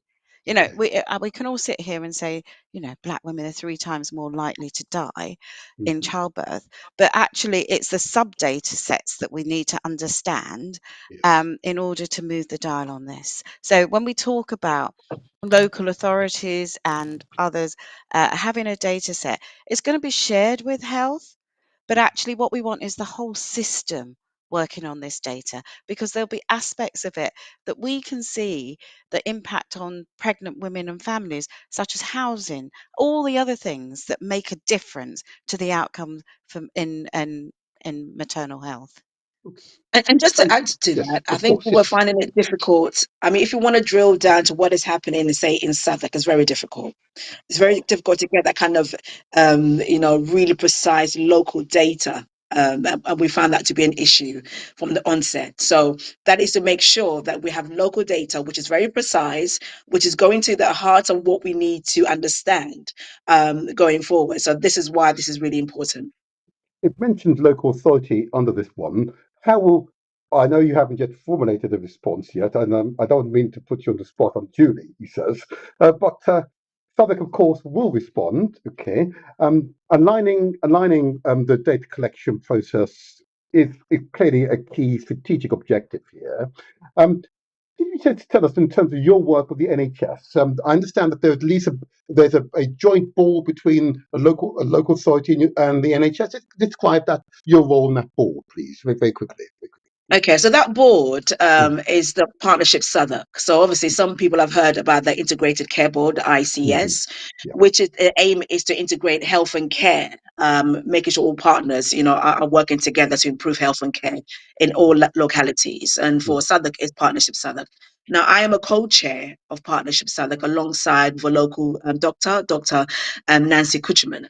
And between us, we work with all our partners to be able to see how we can integrate our health and care in the borough. So through this mechanism, we are working to integrate and look at things like data. But I mean, with Partnership Southwark, we have specific focus to improve health in Southwark. I'm also the chair of Health and Wellbeing Board, which has a strategic aim of improving health in the borough. So I think in my role, I am able to really focus on some of these recommendations going forward. thank you. I'm just conscious of time, and I've got to respect your time. But there's so much here that there's no way I'm going to get through this in this interview, unfortunately. I may have to ask you both to come back if that's okay. I have a ton of questions here, which Oh, colleagues wow. are, and mothers and others are asking, and quite a few fathers are asking, I must say. And I'm not going to get through them all. Time doesn't permit. I'm just going to jump right through to the end, which is how you're going to measure success. I thought that was a really powerful page, okay, and permits us, ordinary folks, as it were, and we've alluded to it already, to get involved, okay. Um, if I may, Professor, just quickly summarise how we're going to measure the delivery of these recommendations. How are you going to measure it? And please, got to use language that us ordinary folk can understand, and therefore we can contribute to. So Yes, we've set out a timetable for the recommendations. yes. Um, that we will ask organisations to be responding to the recommendations that we've put on the table. Mm, And Evelyn will know even more about this than I, because she sits in those groups where she can hold them to account. mm, We are asking everyone to develop an action plan to yes. say what it is specifically that they are going to do to deliver on these recommendations. There will be time given for them to implement, but we will be reviewing that and holding their feet to the fire, so to speak, or them to give an account of it. We're hoping to do a 3-year review of what Mhm, things have changed, how have we moved the dial, and mhm. then we will hope to do a review at 5 years as well. Okay. That was very broad. Okay. It's okay. It's okay. It's okay. My role is to draw it out of yourselves. Okay. But how are you measuring success is the question. Councillor Cook. So, I could answer. I mean, first of all, we are giving the recommendations to the Health and Wellbeing Board to Okay. monitor. So it will be the Health and Wellbeing Board that will, as Donna said, hold their feet to the fire and make sure that the key timelines that we've given is being adhered to. We also are going to request every April, and I think we'll conclude on that, kind of an update, a yearly update about how things are going. And if there's an issue, we'll be able to address it as quickly as possible. But in the report, it says improve. How would we know we are successful? Yes. And I will go through that. Thank First you. of all, Thank you. Yes. it's the reduced infant mortality. Yes. That is the Now, first thing. If we're so, arrived at are you 5 going to years, set targets? But forgive me, Councillor. Are you going to set targets to reduce infant mortality, and over what period of time? Just give us some ideas. Some idea. well, this is I don't want to preempt Okay. the kind of Okay. ongoing. We have to work with our partners to be able to make sure we put action plans down. So I don't want to Fair preempt enough. that. Fair enough. But obviously, the key area will be that if there's reduced infant mortality, we know we've been successful. If we Yes. get to 5 years and actually there's a spike, then we know something's gone terribly wrong. So first of all, is the reduced infant mortality. The second And outcome maternal is deaths. Forgive me again for interrupting here, yeah, and this is on behalf of the audience here. Um, okay. the overall majority are saying we need change right now. And I would hate forgive me, Councillor Evelyn Akoto, to wait for 5 years to evaluate that there'd been no change in the infant mortality figures? Because each death is a disaster for that mother, for that family. Why not over 12 months? Should we not expect a reduction within 12 months? I'm afraid health data doesn't work that way and doesn't work that quick. Ah, So obviously, a lot of it is it's not instant. So, for example, if you get data now, if the health gives you data now, it's about a year behind or 6 months behind. So it's not as instant. What it happens anyway, every like on an ongoing basis. If there is an infant mortality, that is investigated straight up. So the trust will be investigating why that has happened. Obviously, in Southwark, we have infant mortality. I can't remember the precise name. Kind of a board, a group that will review this on an ongoing basis. And obviously, so if there's a spike, if there's something out of the ordinary happen, we'll be able to pick up straight away. So I think there is ongoing monitoring. So I think people can be reassured of that. but Councillor, But I'm we're going to talking about, push you again. I need to yeah, push you again. 5 years is not acceptable. 12 months, fair enough. yeah. And you've already stated that in fact it is being monitored on an ongoing basis, and therefore a 12 months evaluation is possible. I'm going to urge you, and I am just a lone member of the community. 12 months is the period. 5 years, that's another lifetime. Anyway, I'm only, that's my recommendation I to you. agree with you, but I think you underestimate what goes into changing kind of processes within huge organizations. It's not a quick win. It's not even a 3 months win. It goes, there's a huge kind of machinery behind processes within such trust as the NHS or even the local authority. So for us to really embed the change, it will take time. And it will take time because we need to make sure that what people are saying they're doing is doing. We need to go back and monitor it, and we need to also go back and make sure that it's now a part and parcel of the All process. right, So the all right. 5 years is to make sure that actually this is sticking and this is working. But as I Uh, said, a yearly monitoring will happen. We will get a yeah. yearly update and make sure that we are on a right course. All right. I suspect that yearly update would be quite informative to us mortal souls here. Go on to the next one. You've got to reduce maternal morbidity. Just clarify the word when you say morbidity. What does that mean? Just for the Shall I benefit of hand the over audience. to Dame Donna for that? Yeah, so this is it's uh, when we use the word morbidity, it's usually things that arise that can't arise. So it's not death, but it's injury or any of those other things that happen that mean the outcomes for mothers is not as we would want it, Mhm. So if that makes again, sense. Yeah. both of you, I suppose in my simple mind, if there's a mortality, death, that's instantaneous. The council will record the death instantly, as it were. Okay. The reason for it will be interesting to understand, but being aware of the figures annually it's almost instantaneous, isn't it? I would say So no. Can I just jump in before you come in? From my perspective, I would say Okay. no. But there's an issue about coding as well. I mean, for example, right now from the last 10 years, there hasn't been any death related to pregnancy, but that's because of the coding. So obviously, if a death certificate said this death occurred because of pregnancy, then we can record it as that. A lot of it doesn't, and you will have all manner of reasons why that individual died. So that's what we talk about, that data set being really important for us to really understand what is happening on the ground. So there's a lot of work we need to do to change the data set and to change things like, how do we record deaths going forward? And that is not a simple process.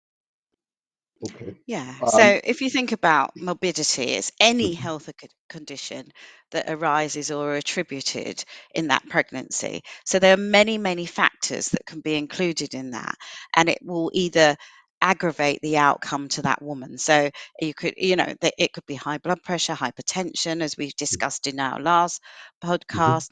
So Yes. any of those are any condition, any health condition. So we've got to have an accurate way, and which is why we spent so much time talking about data, because one, you can collect a certain set of data that may or may not give you the right information. So in order for Southwark to get that right, it's got to be worked on. Okay. I won't press you further on that particular point, and I'm still receiving many questions, but I think I need to get you both back again. I will open the phone line with your permission. There's definitely a desire, a thirst to speak to you directly, but I'm not going to do this on this occasion. Can I just take the last two measures for success? We've got here increased positive experience of maternity care by women and indeed the dads and fathers, and increased staff satisfaction. How will you measure those two? Part of your what is it's stated here in your report. So how would you measure this? Yeah. Well, it is about staff consultation. It is about speaking to staff themselves. It is about Mm-hmm. listening to their experience. That's how we measure that they're not happy right now. Well, some of them are not happy. I need to qualify that. But Mm-hmm. measuring staff satisfaction, really, we can go and speak to staff. But I will say, and Donna, please correct me if I'm wrong, this will be for the trust to improve and measure themselves as well. We will be holding their feet to the fire in understanding what they've done to improve staff satisfaction, and then we will go back and speak to staff. But the implementation will be for the trust to do. Yeah, and there's lots of ways of doing this within the trust already, but clearly we want a particular focus on the maternity provision. So of course we measure staff satisfaction in the trust, but we would want some subsets to that to understand how are we doing in respect to the people in maternity services wanting to work for us. So there are many measures. You can look at retention. The other thing that I think in terms of improving patient experience is you have to invest in this. You have to invest in cultural competency training. Yes. You have to invest in improving the experience and outcomes of women.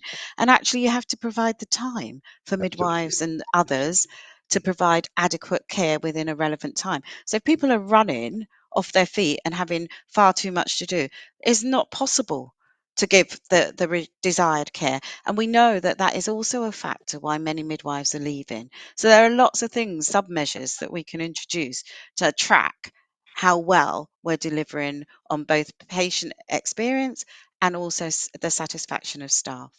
Alrighty. All right. I'm very conscious of time now. We have gone way over time. I can tell by the number of messages and the desire to phone in. I'm not going to take those today. This was really an opportunity for you to elaborate on the report itself. It's proper.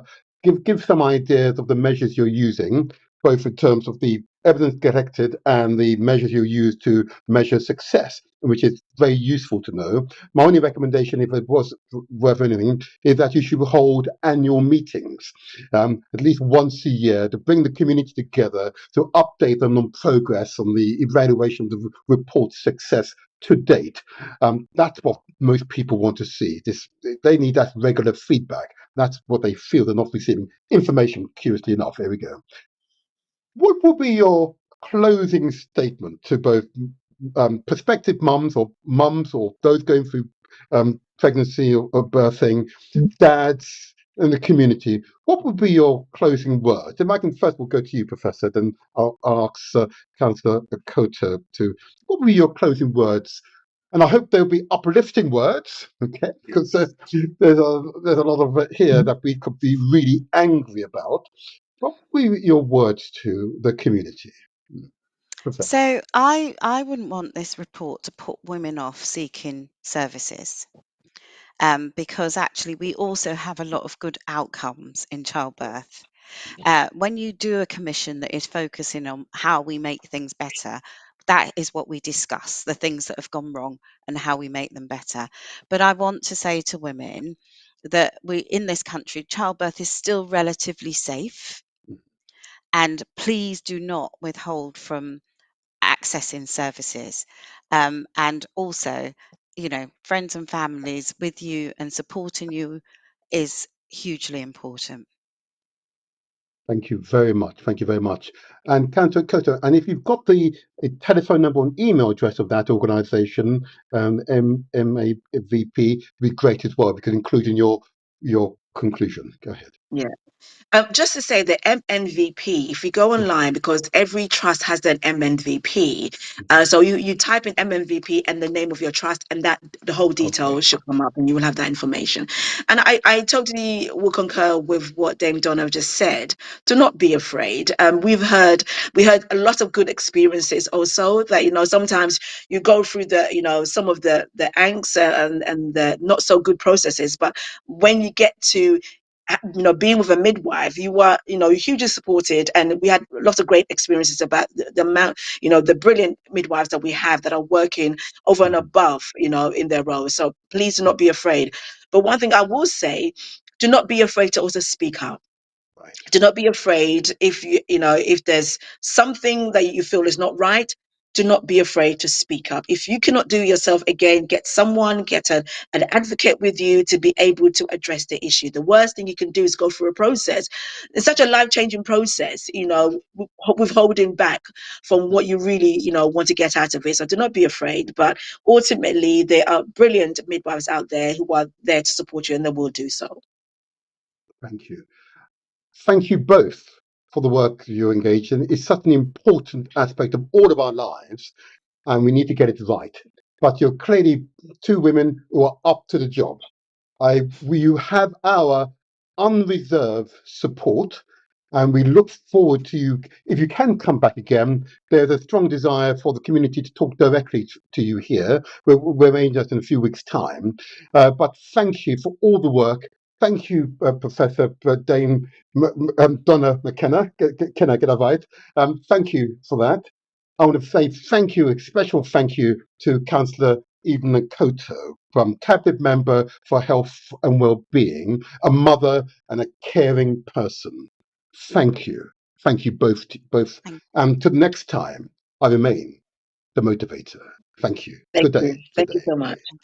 Well, it's not something, people. It's not something.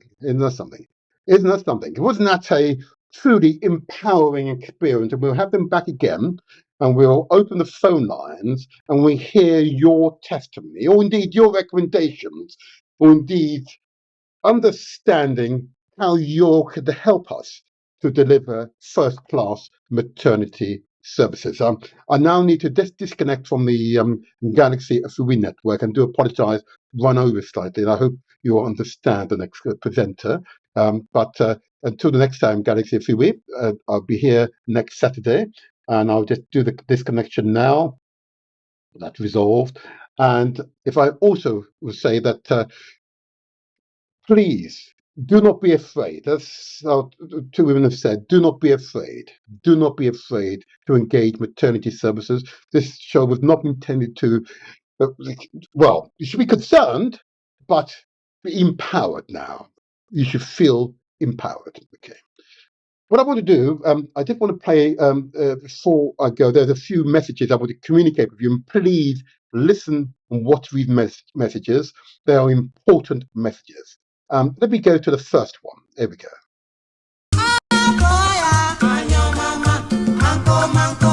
I go to my Ga folks living across the UK. We say Afi.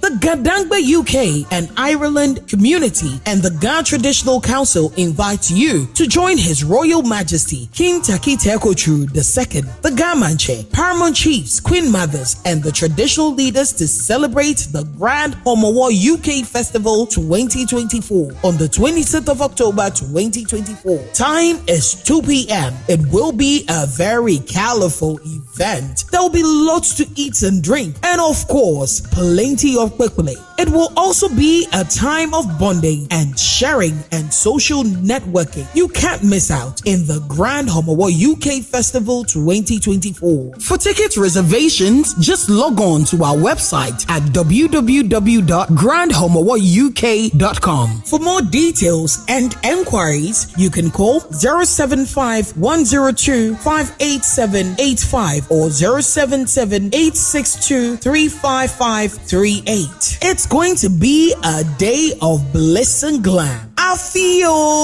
feel afi cha. Oh mania blau. Yow.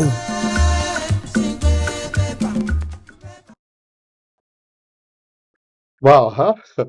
I'm going to be there. I'm going to be there. A beautiful cultural event. And you remember we had Her Majesty here in the studio. Wasn't she inspirational? Wasn't she inspirational? And another quick message for you all. And I want to make sure this one is understood. And this message, of course, is intended to remind us all that we are our brothers and sisters' keepers. In fact, I'll just say this. We are our brothers and sisters' keepers. And the purpose of these podcasts is so that you understand that you're never alone. Okay? So, I'm going to play my intro video. I need you to pay attention to the intro video because it adds additional information to what has been shared today with you all, okay? And it provides an overview of the Southwark Council Maternity Commission report, okay? And provides some very useful information which I know will empower you, okay? And therefore give you confidence, and therefore that confidence should lead to action. And that's the purpose of these podcasts, okay? That we translate our words into action. So listen keenly. The Motivator Show. The internet's most inspirational podcast.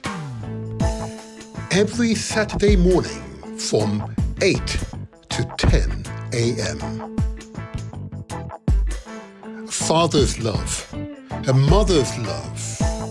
Southwark Council's Maternity Commission report on the Black maternal death scandal. Southwark Council's Maternity Commission co-chairs, Professor Dame Donna Kinnair, former Chief Executive and General Secretary of the Royal College of Nursing, Councillor Evelyn Akoto, Southwark Council's Cabinet Member for Health and Wellbeing.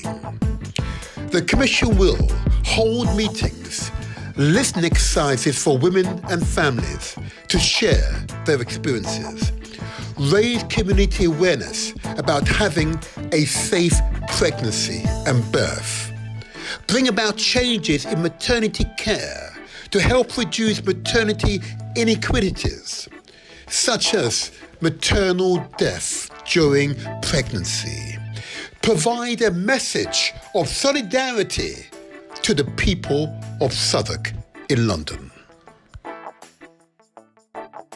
Southwark Council's Maternity Commission evidence, severe maternal morbidity, often referred to as near miss or near death.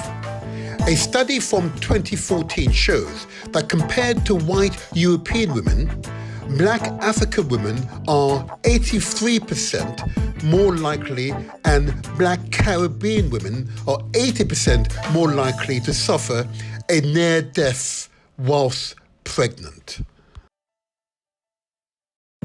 Southwark Council's Maternity Commission evidence. Systematic racism within the UK maternity care. Systematic racism within the UK maternity care is risking the safety of people from Black, Asian and mixed ethnicity backgrounds, often with devastating consequences, according to a report by the childbirth charity Birthright. The Guardian newspaper article on the 23rd of May 2022.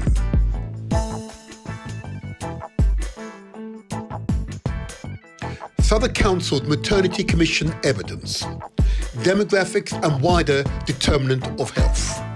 The average age of Southwark mothers in 2022 was around 33 years old, compared to 30.9 years old in England and Wales.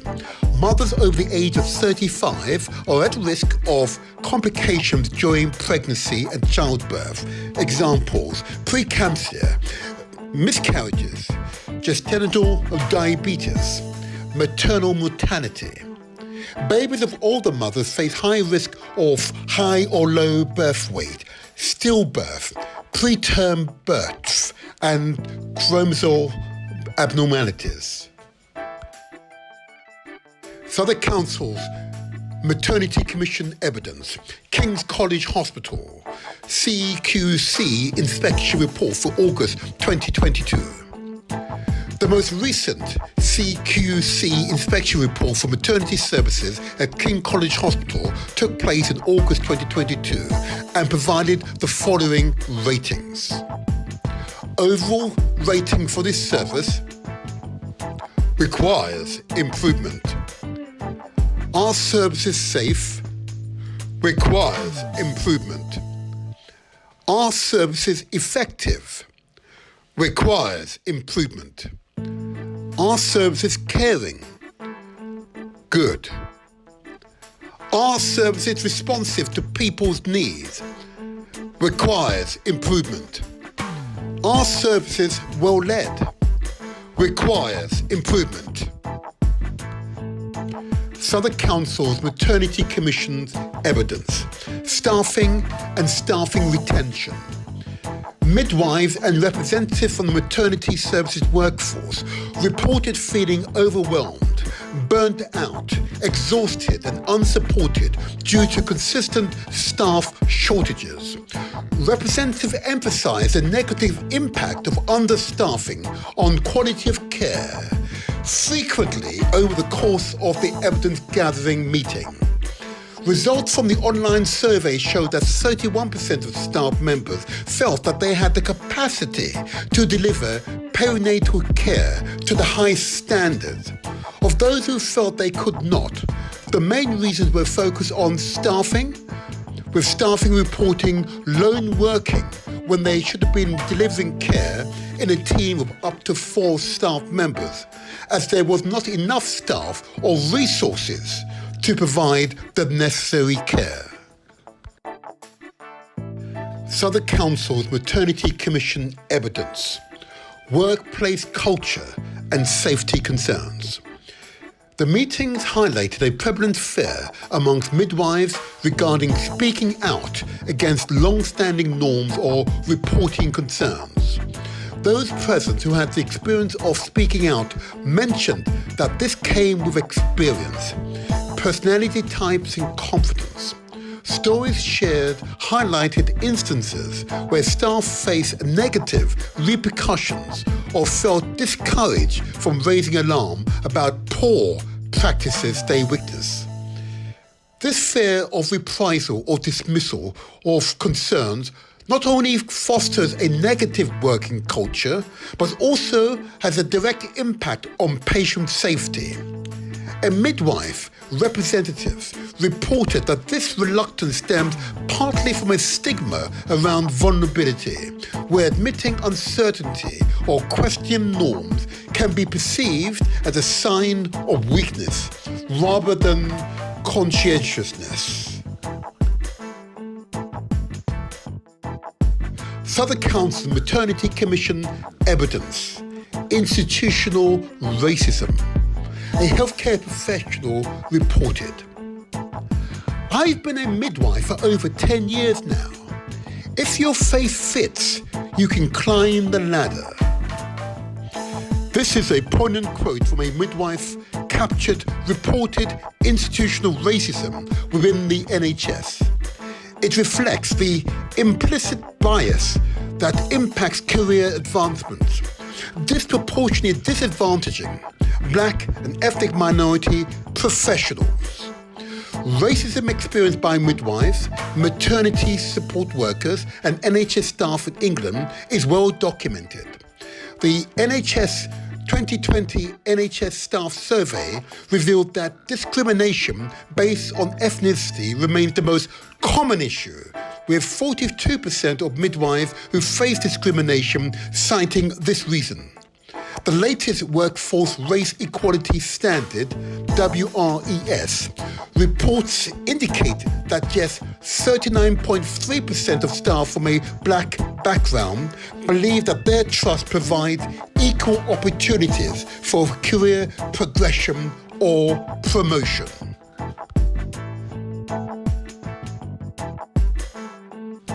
Southwark Council's Maternity Commission evidence, capturing the voices of fathers and male carers, lack of awareness of available support. Many men reported being unaware of the specific services available to them as fathers and male carers during their partner's pregnancy and postnatal period. This lack of awareness was evident in several areas, including paternity rights, mental health support, and participation in antenatal and postnatal workshops. Feeling excluded from decision-making. There is an increasing body of research which highlights the role of fathers in maternity health and child development.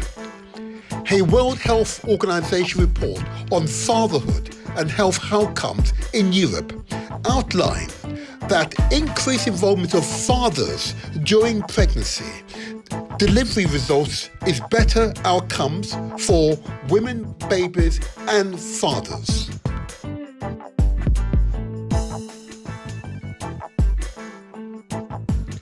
Southwark Council's Maternity Commission report recommendations. Recommendation 1, leadership in addressing racism that leads to unequal maternal health. Recommendation 2, develop a new national way of reporting maternal health. Recommendation 3, review the maternity workforce. Recommendation 4, evaluate the fairness of maternity services. Recommendation 5, listen to and empower families. Recommendation 6, preparation and support before pregnancy. Recommendation 7, give parents the right information at the right time in the right way. Recommendation 8, create a joined-up approach to families' needs between the NHS, South East London boroughs, and voluntary community sectors.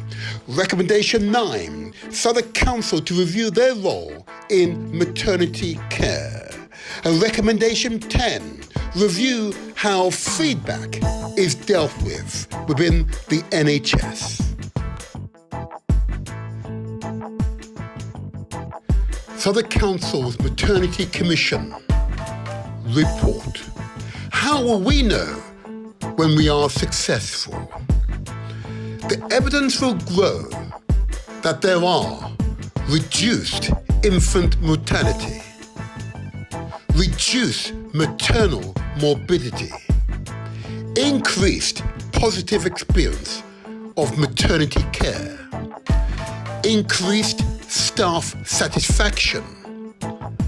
We are closing the health inequity gap.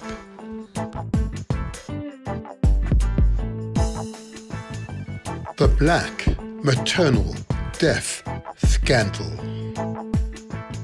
Get involved. Let your voices be heard. Fathers, mothers, grandfathers, grandmothers, aunties, uncles, granduncles, grandaunties. Together, we will make the difference. The Motivator Show. The internet's most inspirational podcast. Success is ours for the taking.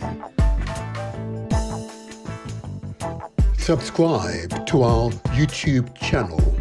It's free. Press the like button and don't forget to leave a comment.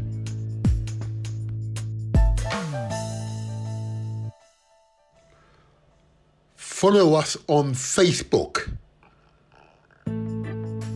Give us the thumbs up and share with your family and friends. We are also on Instagram and TikTok. Follow us there too.